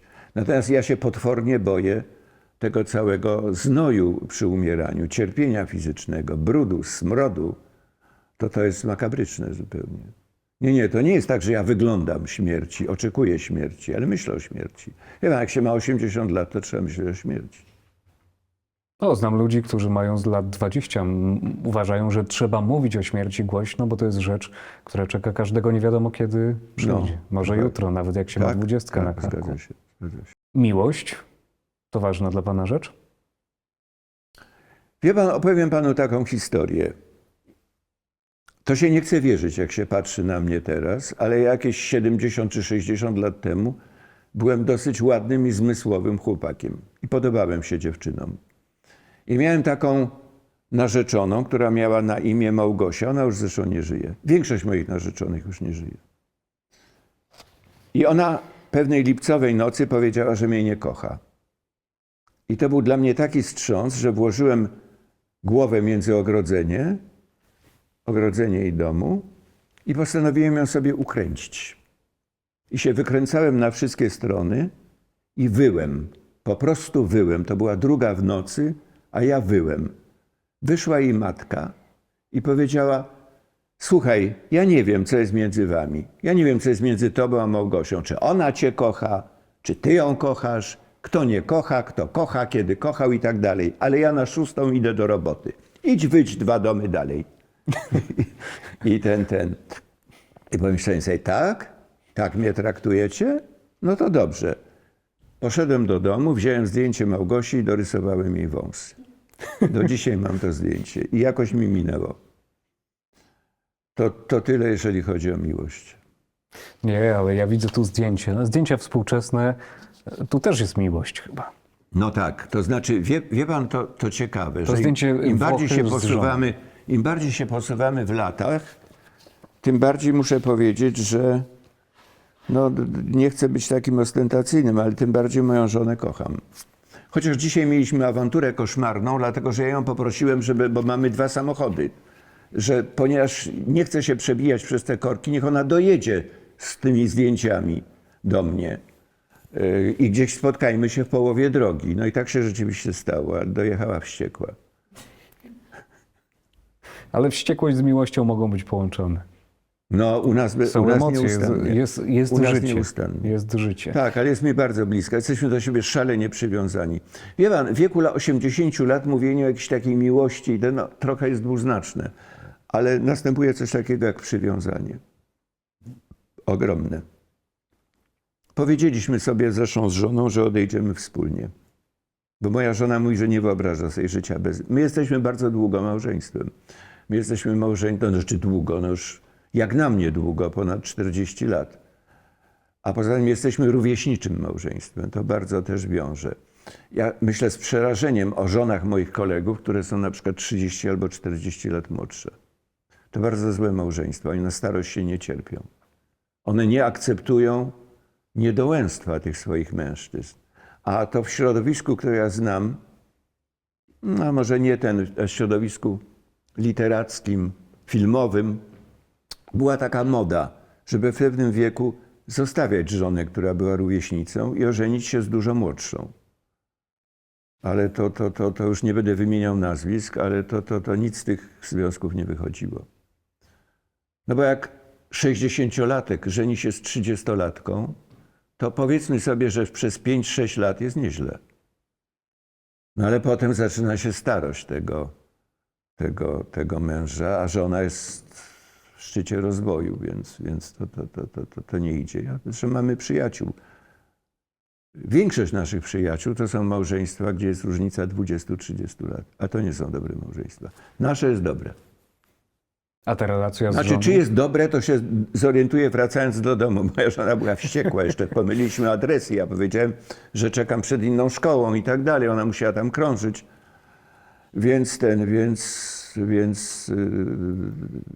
No ale mam nadzieję, że jakoś się pogodzimy. A to przywiązanie wpływało też na to, jak wyglądało pana pisanie? Myślę nawet o organizacji dnia, nie od 10 do nocy. I 1000 papierosów po Nie, no, drodze. żona no, te papierosy zwalcza szalenie, bo to ja w ogóle nie powinienem palić. Ale no, przymykała na to oko. Zresztą wie pan, ja nie piszę, nigdy nie pisałem w zimie. Do głowy mi nie przyszło, żeby pisać w zimie. Czas na pisanie to są 4-5 miesięcy w roku. Musi być pięknie. To pisałem w ogrodzie, wie pan. No, to jak pisałem w ogrodzie, to mogłem sobie palić ile chcę. W domu mi nie wolno palić. Ja nie palę w domu. Żona by mi łeb urwała, gdybym zapalił w domu. Zresztą w ogóle ukrywam to przed nią. Tak? Wychodzi pan z domu, żeby nie widziała? No, tak. Zresztą słusznie zupełnie. Nie palę w domu i nie palę w aucie. W aucie, dlatego że miałem jedno auto, w którym paliłem i nie dało się, to musiało być zezłomowane. Po prostu był taki smród w tym samochodzie, że tego się nie dało. To taki kwaśny rodzaj odoru. Więc jak chcę zapalić, to w podróży to wychodzę z samochodu oczywiście. Ja o tę miłość pytałem nieprzypadkowo, bo miłość może mieć różne oblicza. W państwa przypadku to też miłość do zwierząt. Tak, oboje bardzo je kochamy. Wprawdzie tutaj żona z kotem. To nie naszym, to nie naszym. To nie jest państwa kot, ale piesek już tak, Tak. na kolejnym Ta zdjęciu. wilczyca, tak, to ukochana wilczyca Kora. Tak, wspaniała. Czy będzie widoczna? Wspaniała Prawdopodobnie wilczyca. tak. Wspaniała wilczyca, a tam jest, na tym jest, w drugim tym jest moja żona. W drugim. I to są nasze wyprawy jednodniowe na Podlasie. My namiętnie jeździmy na Podlasie. Drohiczyn i tak dalej. Kiedyś był u mnie Stasiuk na śniadaniu i właśnie on ciągle jeździ, on bez przerwy podróżuje. Ja mówiłem, czy byłeś w Drohiczynie? On powiedział, wiesz, jakoś chyba nie. Ja mówię, a to wiesz, a my jeździmy do Drohiczyna i w okolice Drohiczyna, tam na Podlasie, bo to jest to południowe Podlasie, bardzo piękne. A mówi, wiesz, będę musiał kiedyś tam zaglądnąć. I po 3 godzinach do mnie zadzwonił i pyta się, a wiesz, gdzie ja jestem? Ja mówię, nie mam pojęcia. W drodze do domu, nie jestem w Drohiczynie. A spieszył się bardzo, że musi tam jechać do siebie na ten Beskid. To gdyby państwo chcieli zobaczyć, jak wygląda Drohiczyn u Eustachego Rylskiego, to mniej więcej tak. To jest łąka pod Drohiczynem. To jest łąka pod Drohiczynem, z której widać Drohiczyn. To jest Frankopol.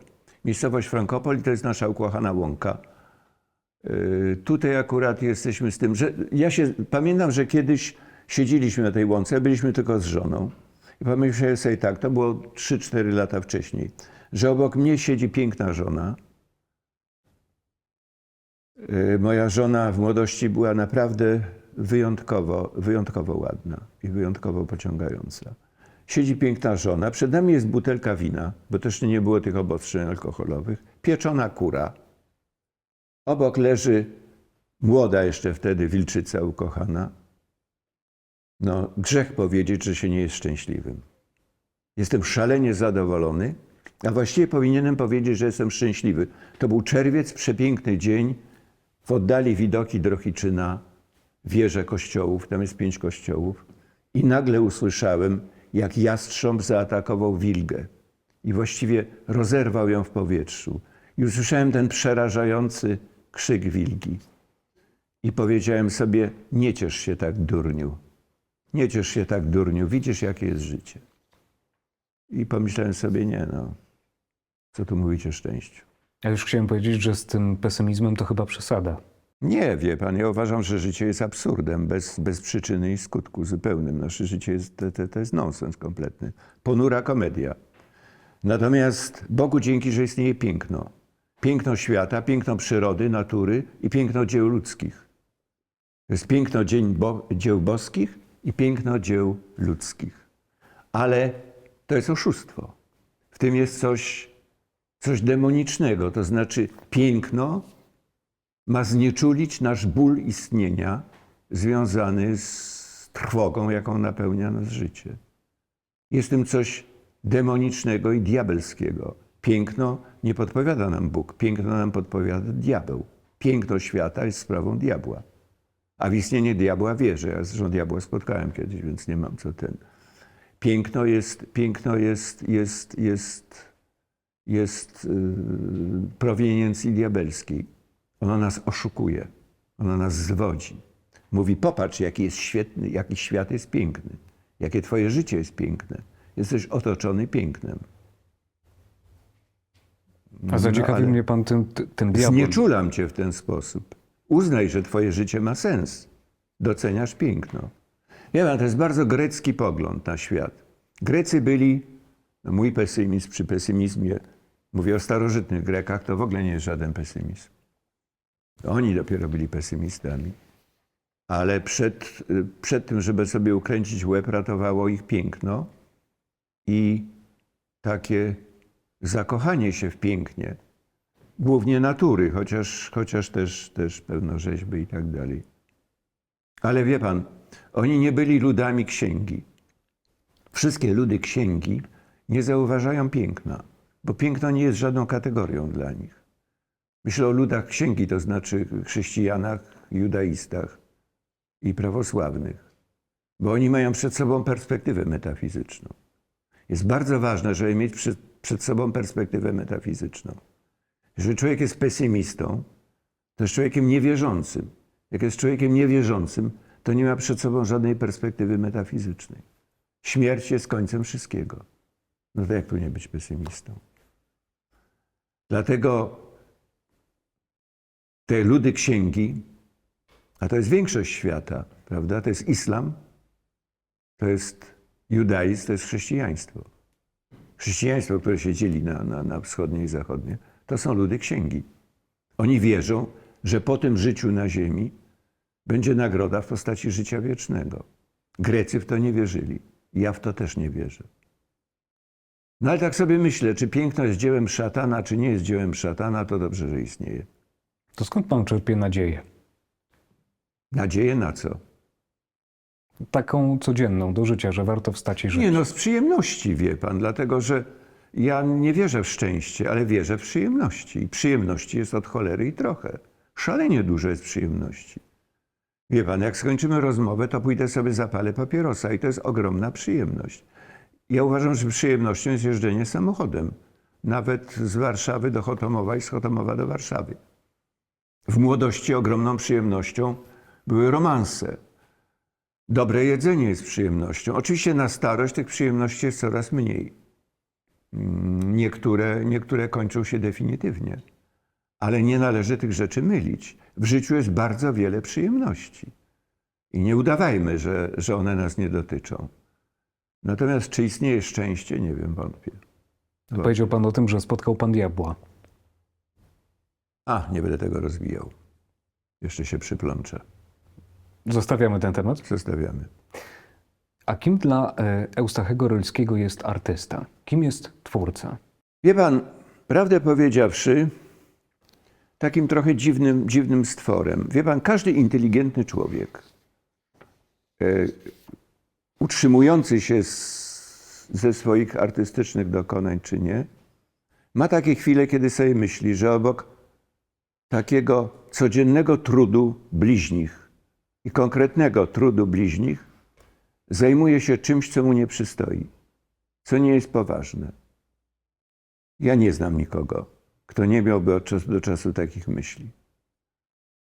Natomiast ja to pamiętam, kiedyś powiedziałem na spotkaniu w Brukseli.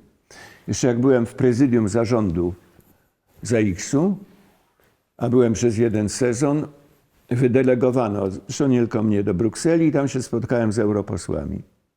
I powiedziałem, na czym polega ważność na przykład literatury. Na to, że to jest wartość odłożona. Literatura to jest wartość odłożona. W ogóle sztuka to jest wartość odłożona. Wie pan, jak chcemy identyfikować epoki, to mówimy, że to nie było w czasach wojen peloponeskich. To było jeszcze w czasach Homera. Identyfikujemy literacko to. Jak mówimy o XVII-wiecznej Francji, to mówimy o molierowskiej Francji. Jak przytaczamy kogoś, kto jest takim supermenem, to mówimy, że to jest gość jak z Hemingwaya. To jest gość jak z Hemingwaya. A jak chcemy przytoczyć jakiś absurd, to mówimy, przecież to jest jak z Broszka. Ciągle identyfikujemy epoki poprzez literaturę. Dlaczego? Bo ona jest bardzo ważna. Akurat tu mówię o literaturze, a to dotyczy też filmu, nie wiem, muzyki i tak dalej. Sztuka jest w ogóle wartością odłożoną. Natomiast jak ktoś mnie pyta, i co z tego, że napisałeś dobrą książkę? Co to ma za znaczenie dla świata? Trudno odpowiedzieć. No nie ma żadnego. Ale jeśli to jest naprawdę dobra książka, to za 100 lat albo za 1000 lat być może będzie miało znaczenie. Jeśli ktoś Homera pytał, ale po jaką cholerę napisałeś tą Iliadę, czy opowiedziałeś tą Iliadę, czy Odyseę, to myślę, że Homer mógł być zakłopotany takim pytaniem. No ale gdyby usłyszał, że identyfikujemy epokę poprzez niego, no to myślę, że byłby bardzo dumny. Więc tak to wygląda. Trzeba pamiętać, i to wszyscy twórcy powinni pamiętać, to co robisz jest wartością odłożoną, ale to nie znaczy, że jest bez wartości. I nawet jeżeli masz przekonanie, że obok wielkiego trudu bliźnich zajmujesz się czymś, a ja to miewam bardzo często, co ci nie przystoi, co nie wypada. Bez względu na to, czy się z tego utrzymujesz, czy nie utrzymujesz, to pamiętaj, że jeśli ci się powiedzie, a może się powieść, to będzie miało wielką wartość, tylko za jakiś czas. Pan wspomniał dzisiaj o tym, że sam siebie nie określa mianem pisarza, tylko autora. Czy dzisiaj Tak. słowo twórca albo artysta pana zdaniem jest nadużywane, czy nie? Bo W stosunku do niektórych na pewno. Jasne, jasne. Szczególnie wie pan, że większość, może nie większość, ale część twórców czy artystów wykończy sztuczna inteligencja. To zresztą jest wielkie zagrożenie dla ZX-u również. Moim zdaniem trochę bagatelizowane. Znaczy ja w ogóle uważam ZAX za fantastyczną firmę. Wie pan, ja pracowałem też w różnych firmach. Żadna firma nie była tak dobra jak ZAX. On spełnia wszelkie standardy organizacyjne, urzędnicze i etyczne. Najwyższe standardy. To znakomita firma. A jeszcze jak się pomyśli, że obok PZU to jest firma o największej tradycji, ZAX ma w tej chwili chyba 108 albo 109 lat. Nie ma takich firm w Polsce. To jest coś. Natomiast bardzo bym się bał i czuję się dłużnikiem ZAX-u. To znaczy ZAX dał mi więcej niż jak ZAX-owi na pewno. I mówię to zupełnie serio. Natomiast bardzo się boję o przyszłość ZAX-u, jeżeli chodzi o sztuczną inteligencję. Wie pan, to jest tak, że sztuczna inteligencja, wspominałem tą Lacrimozę i Mozarta i Requiem. Ona nie skomponuje Requiem. To mowy nie ma. A dlaczego? Mimo że jest sprawna, dlatego że komponentem Requiem są emocje. Tam jest lęk przed śmiercią. Tam jest niezgoda na przemijanie. Tam jest lęk przed bólem istnienia. Tam jest nieprawdopodobnie dużo emocji. Jak się słucha Lacrimozy, to są takie emocje, że człowieka rozrywa. Ja bardzo lubię słuchać muzyki w samochodzie. Ale jak wrzucam sobie Requiem, to zatrzymuję samochód. Bo nie da się jednocześnie jechać, słuchać ten, bo to ten. Więc sztuczna inteligencja nie poradzi sobie z czymś takim. Mówi się o tym, że sztuczna inteligencja będzie naprawdę groźna, jak będzie miała emocje. Na razie to jest narzędzie. To jest wyłącznie narzędzie. Ale to zaczyna być już niebezpieczne narzędzie. Natomiast nie wiem, czy to prawda, nie sprawdziłem tego, ale podobno sztuczna inteligencja pisze całkiem niezłe kryminały. Ona sobie dobrze radzi wszędzie tam, gdzie jest schemat. Ale schemat to nie znaczy, że to jest coś złego. Są wspaniałe rzeczy, które są schematyczne. Nie wiem, ja uważam, że piosenki Abby są schematyczne, a jednocześnie są genialne. Tego nie należy określać pejoratywnie. Że jak coś jest schematyczne, to jest gorsze albo marne. Wcale nie. I na tym polega niebezpieczeństwo sztucznej inteligencji. Że ona w niektórych sprawach może sobie dawać lepiej radę niż człowiek. My mamy sekcję architektów w ZAIKS-ie. Mogą przyjść czasy, kiedy sztuczna inteligencja sprawi się lepiej niż architekci. Szczególnie architekci, powiedzmy sobie, od jakiejś deweloperki czy czegoś takiego. Podobnie będzie z tłumaczami. Podobnie będzie z tłumaczami. Na ostatnim spotkaniu naszej Rady pani Łebkowska stwierdziła, że sztuczna inteligencja zaczyna sobie dobrze radzić ze scenariuszami. A to pana przeraża? Czy tu też pojawia się zaciekawienie? Wie pan, to znaczy, pewnego rodzaju? wie pan, nie chcę sobie schlebiać specjalnie, ale moje rzeczy są poza zasięgiem sztucznej inteligencji. Ale gdybym był autorem bardzo prostych kryminałów, to bym się tego bał. Czy jakichś tam thrillerów, czy nie wiem, horrorów. Czyli ci, którzy dotykają dzisiaj wciąż emocji bardzo głębokich, na razie mogą czuć się bezpiecznie. Bezpiecznie, tak. To dotyczy szczególnie muzyki.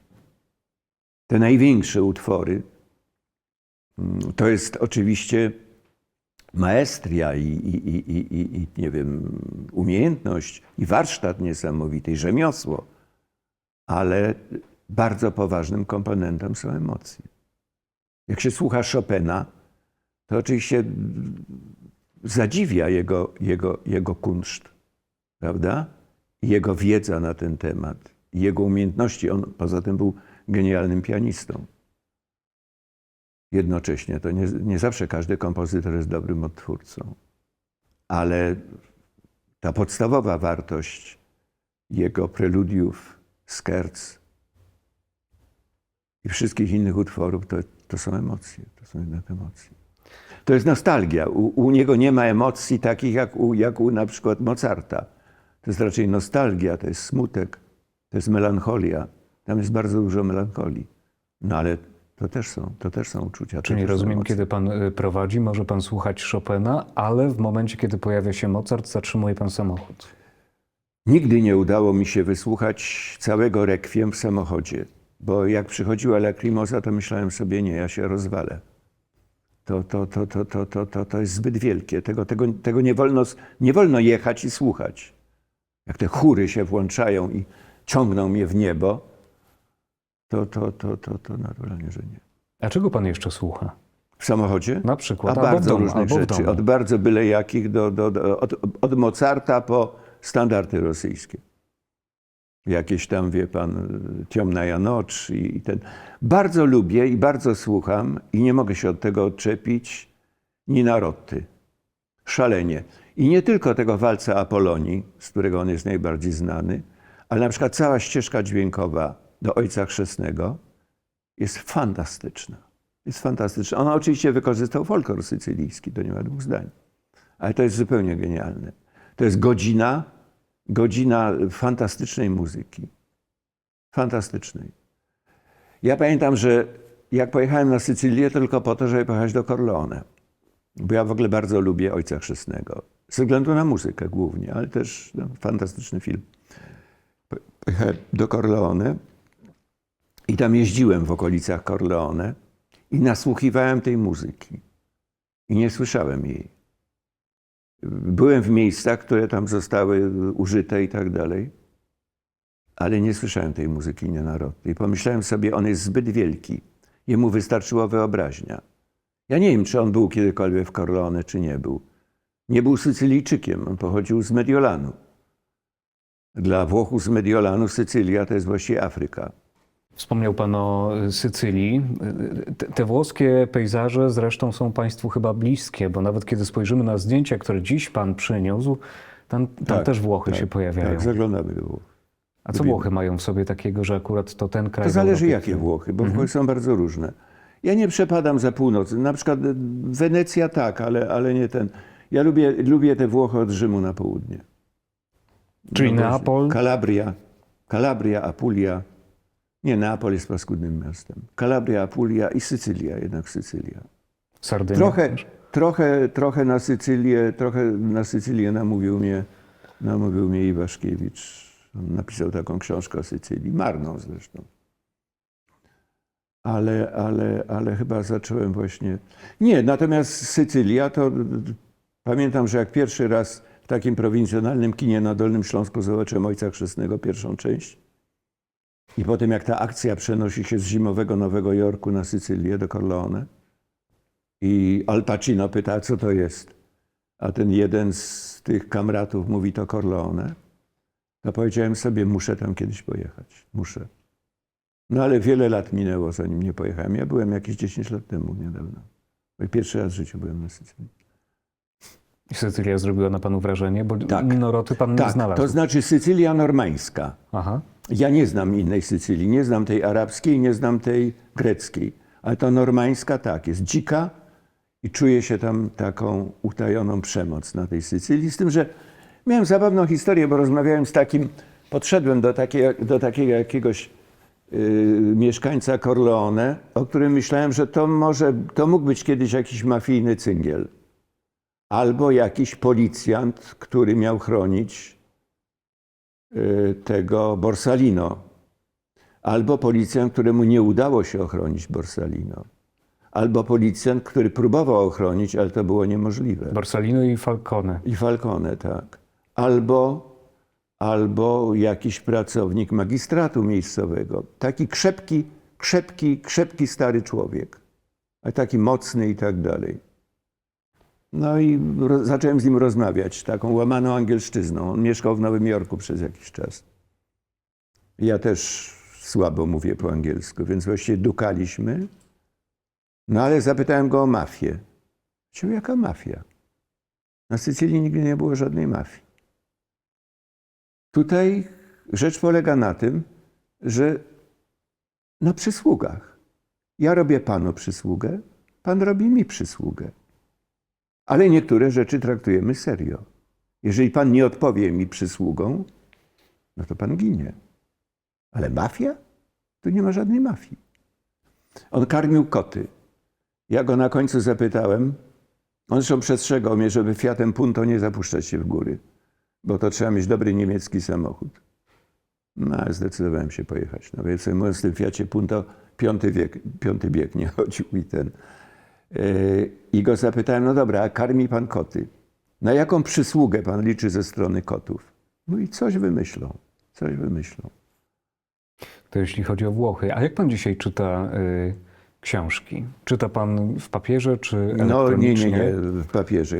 Ja nie cierpię w ogóle czytania w komputerze. Czyli Tolstoj... Ja mogę przeczytać w komputerze krótkiego maila. Nawet jak jest dłuższy mail, to proszę, żeby mi jednak wydrukowano. Tolstoj na tablecie nie wchodzi w grę. Nie, barbarzyństwo. No, ale natomiast wierzę, że tablet bywa wygodą ogromną. Jeśli można mieć całą bibliotekę na tablecie, można sobie powiększać druk, można sobie robić samemu akapity.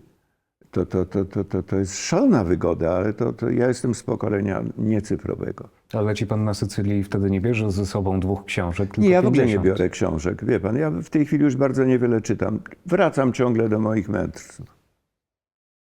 Zaglądam do Cioriana, do Davilli.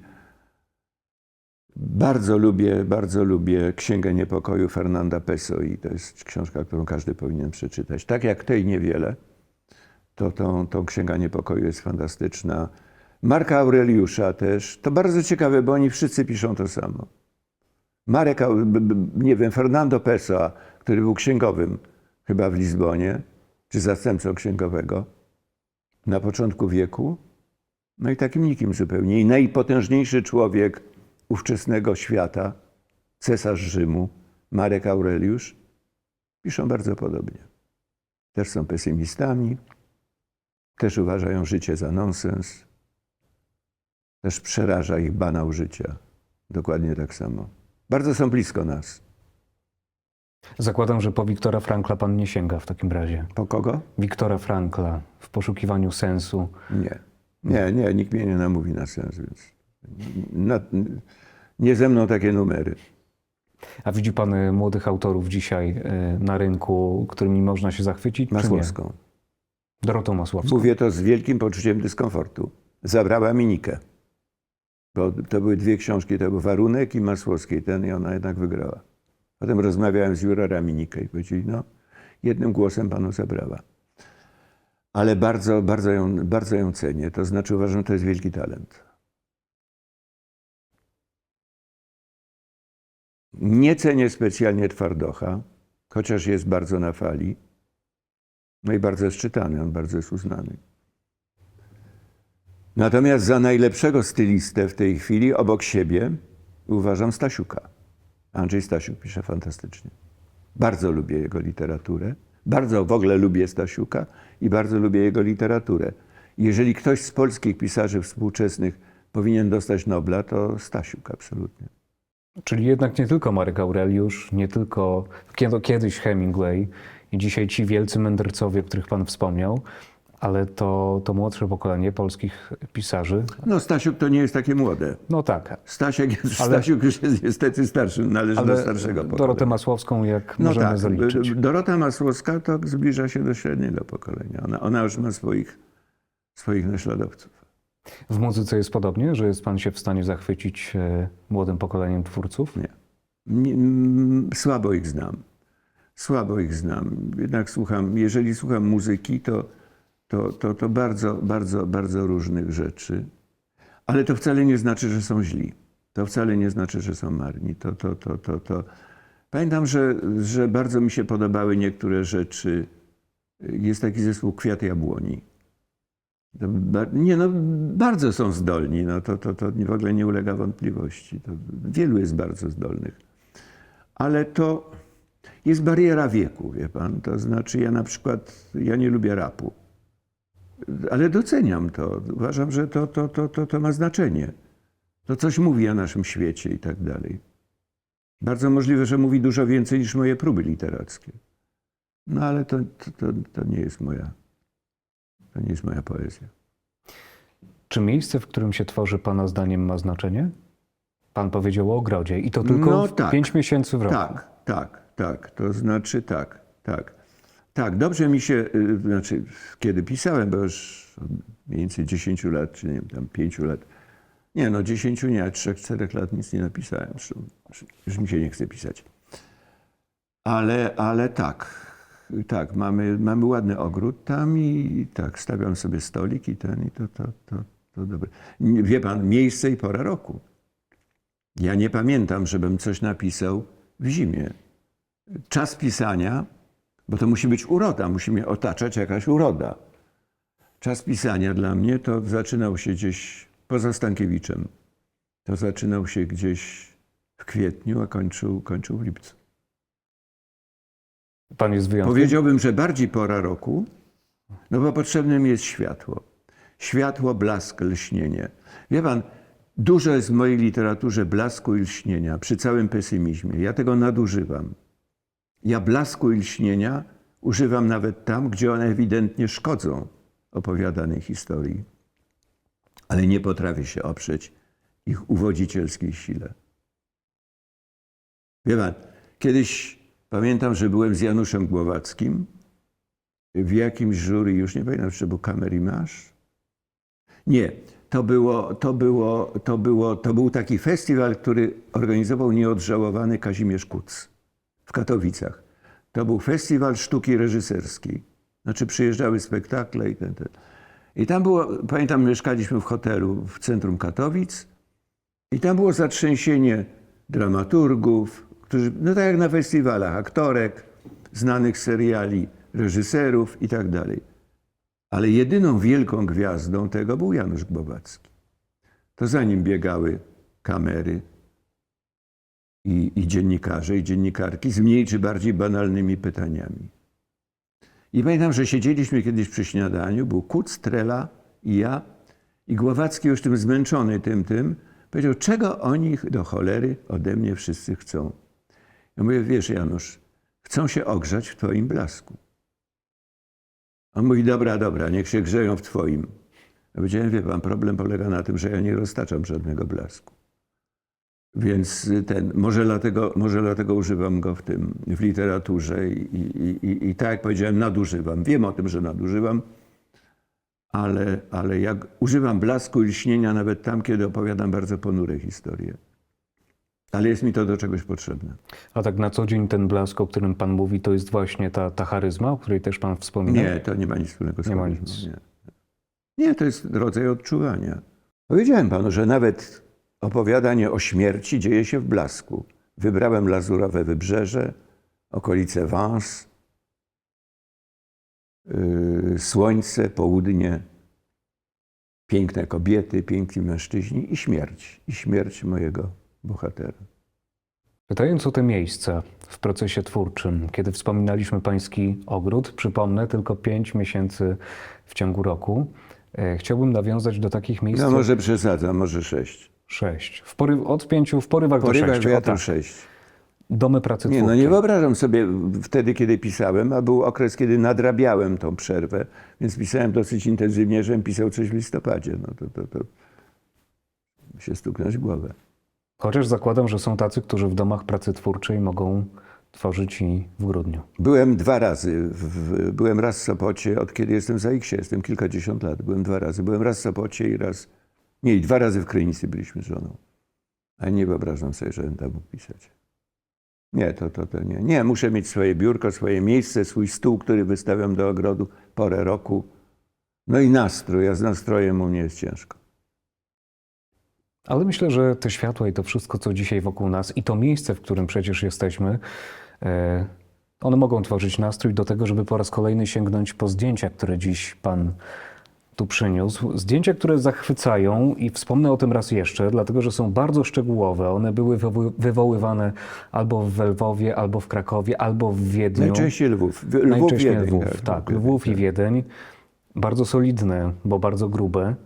A to zdjęcie, które przedstawia? To jest moja prababka Izabela z domu Puzyna. To była rosyjska rodzina kniaziów Puzynu, która utkała taki właśnie ogromny, nie wiem jak się nazywa, gobelin chyba, ale to kilka, nie wiem chyba. Ja nie wiem, czy to by się nawet zmieściło tutaj, tak między tym. Według szkicu, której podarował Kosak. Ona się przyjaźniła z Kosakiem. Chodzi o Juliusza Kosaka. I narysował coś takiego i ona to tkała to chyba, nie wiem, dekadę. I No i to jest zdjęcie właśnie przy jej pracy. To było w Zakopanem. Moi pradziadkowie mieli dom w Zakopanem i tam ona spędzała sporo życia. A ten gobelin jest do odnalezienia? Tak, on wisi w willi we Wrocławiu, mojego siostrzeńca. No bo tam po prostu ma miejsce.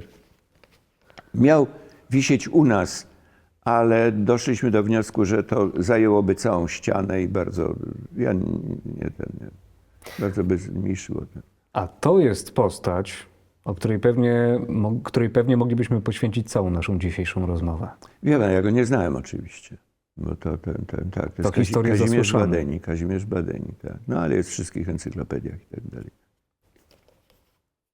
Będzie pan moim przewodnikiem po pańskiej rodzinie. To jest Ksawery Skrzyński, mój prapradziadek. I żeby dostojności się stało zadość, to jeszcze jedno zdjęcie. A to jest mój pradziadek. Też Skrzyński. To była rodzina galicyjska. To w ogóle była Galicja, ta cała trójka. Patrzy pan na tych mężczyzn i co pan myśli? Co pan czuje? No ten starzec jest imponujący, ten Seweryn. Chciałbym na starość tak wyglądać jak on. Niestety tak nie wyglądam, ten mój pradziadek Seweryn Skrzyński, a no tacy Starsi panowie. A starsi panowie, myślę, że można powiedzieć, że można się zachwycić. No tak. Z tego Badeniego to bije pańskość taka, prawda? To prawda. Duma i ten. Zresztą był bardzo groźny i ten. Pamiętam, że tam jest zdjęcie tego Munia Pietruskiego i on do tego, a on został starostą dzięki zresztą stawiennictwu Badeniego. I ten Badeni mówił do tego Munia, wiesz, dobra by była ta robota twoja, gdyby nie te przerwy między urlopami. Panie Eustachy, czy są w pana życiu rzeczy, których pan żałuje? Bardzo wielu. Bardzo wielu. Na przykład jeśli chodzi o literaturę, żałuję 20 straconych lat. Kiedy tam próbowałem grać na giełdzie, kiedy zajmowałem się jakimś tam, pożal się Boże, prywatnym biznesem i tak dalej. I straciłem najlepsze lata, ewidentnie. To było między moim mniej więcej 45 a 60, prawie 65 rokiem życia. I to straciłem, to nie do odrobienia, to na pewno. Żałuję niektórych przyjaźni. Wie pan, czego żałuję? Ja słabo znam świat. Ja bardzo żałuję, że jak na nawet standardnych moich rówieśników, ja niewiele podróżowałem. Właśnie z żoną wyjeżdżamy raz na tydzień samochodem, bo lubimy podróże samochodem na wschód Polski, na Podlasie głównie, ale właściwie to ja nie znam świata, wie pan. To znaczy Europę nieźle. Po Europie się włóczyłem trochę nawet samochodem, ale poza Europą, to poza tym, że jeździmy z żoną, jeździliśmy, teraz się nawet wybieramy do Egiptu na takie wycieczki organizowane przez biura podróży, to ja wtedy nie wiem, to jest północna Afryka. Byliśmy w Tunezji, na Dżerbie i w Egipcie i to ja nie znam Azji, nie znam Ameryki obydwu, nie znam Australii, Nowej Zelandii, nigdzie tam nie byłem. W ogóle ja miałem lepsze życie niż to, na które zasłużyłem. To na pewno. Miałem lepsze życie niż to, na które zasłużyłem. Wie pan, każdy wycenia swoje życie i uważa, że dostał życie gorsze niż to, na które zasłużył. I taka jest większość. Bogu dzięki, że ja należę do tej mniejszości, która uważa, że dostała od życia więcej niż im się należało. Bo tak naprawdę uważam. A kiedy się pan ostatnio wzruszył? A ja się ciągle wzruszam. Ostatnio usłyszałem gdzieś, przejeżdżając chyba fragmenty walca Szostakowicza ze suity jazzowej, się bardzo wzruszyłem. Wzrusza mnie muzyka. Nie no, rozmaite rzeczy mnie wzruszają. Ja w ogóle jestem bardzo sentymentalny. Ja nie jestem romantyczny, wie pan, ja jestem antytezą romantyka, ale jestem nieznośnie sentymentalny. Nieznośnie. Wie pan, z żoną jeździmy samochodem, najczęściej moim, ale bardzo często też żony. No, żona ma Mercedesa, więc ale jeździmy moją Hondą i bardzo często sobie śpiewamy w samochodzie. Ale nigdy nie udało nam się dokończyć żadnej piosenki. Ja się teraz nawet wzruszam, mówiąc o tym, bo się wzruszamy. Śpiewamy takie, wie pan, nie wiem, Jarzębinę Czerwoną czy coś takiego. I mówiłem, Lusiu, przestańmy się wygłupiać, zaśpiewajmy to do końca. My śpiewamy na 2 głosy. W podróży się dobrze śpiewa. Dokończmy to. To się nigdy nie udało.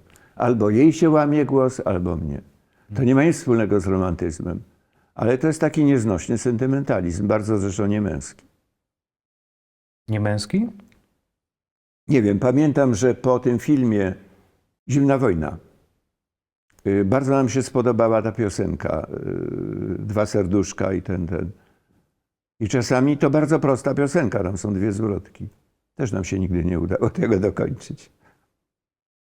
A mają państwo swoje miejsce na ziemi? No tak, jeździmy na Podlasie, mamy łąkę we Frankopolu. Zabieramy tam teraz naszego małego pieska takiego, Wałówkę. Już nie wino, bo nie można bo to się zmieniło, nie wiem komu to szkodziło, ale wprowadzili ten kretyński przepis. I tam sobie siedzimy, spacerujemy, oglądamy. Mamy Drohiczyn, mamy Krynki, bardzo lubimy bagna biebrzańskie, szczególnie tutaj te na początku. Mamy taką miejscowość, która się nazywa, cholera, ja mam sklerozę, ale może sobie przypomnę, Szostaki, do której jeździmy Tam jeszcze Biebrza nie jest taka, wędrujemy wzdłuż Biebrzy i tak dalej. Bardzo lubimy w ogóle wschód Polski. Jeździmy też w okolice Hrubieszowa, tam na kawałek polskiego Wołynia. Jeździmy też do Dłużniowa. To był jeden z folwarków należących do moich dziadków. I ten folwark jest tuż na granicy, dosłownie prawie na granicy, ale jeszcze po polskiej stronie. Ale jak się wyjdzie, i tam jest cmentarz rusiński, na którym leżą moi przodkowie, bo moja rodzina to byli Rusini z pochodzenia. Jeszcze moi pradziadkowie byli prawosławni. I leżą tam na cmentarzu, a za cmentarzem jest mur, a za murem już jest Ukraina. I są takie niesamowite sekwencje. Zmienia się krajobraz. Sekwencje się robią długie. Niesamowicie długie. Pamiętam, że pojechaliśmy kiedyś do majątku na Ukrainę, do majątku moich dziadków, do Uchrynowa, do Dibrowki. A to się kiedyś nazywało Uchryniw. I zwróciłem uwagę żonie, popatrz, jakie te krowy na tym stoku są małe. To nie były małe krowy, to stok był gigantyczny, bo są bardzo długie sekwencje. Prawdę powiedziawszy, jak się podróżuje na wschód, to już jak się minie Sokołów Podlaski, to sekwencje się szalenie wydłużają. To już jest przedsmak Ukrainy. Lubimy te pejzaże bardzo. Do tych pejzaży Państwu życzę. Wiosna idzie, No. za chwilę lato. Właśnie to znaczy nasza pierwsza podróż w marcu to jest zwykle Kazimierz. Z tym, że my nie nocujemy, ja nie lubię hoteli. Więc jeździmy tak, żeby można było wrócić. Czasami na odległość 300-400 kilometrów, ale staramy się wrócić tego samego dnia. No teraz już nie wiem jak z kondycją, ale mam nadzieję, że to się uda. Pierwsza nasza podróż to będzie do Kazimierza na pewno. Najlepiej śpi się we własnym domu. Tak, ja zresztą w ogóle lubię wygodę swojego domu. Ciągle powtarzam żonie, no dobra, ale gdzie nam będzie wygodniej? Pokaż mi hotel, gdzie nam będzie wygodniej. Gościem Archiwum Historii Autorów był dzisiaj pan Eustachy Rylski. Mówi o sobie, że autor, ale ja powiem znakomity pisarz. Bardzo dziękuję za to spotkanie. Bardzo mi pan schlebia. Bardzo mi pan schlebia. Ale nigdy dosyć komplementów. Dziękuję bardzo. Dziękuję. Dziękuję.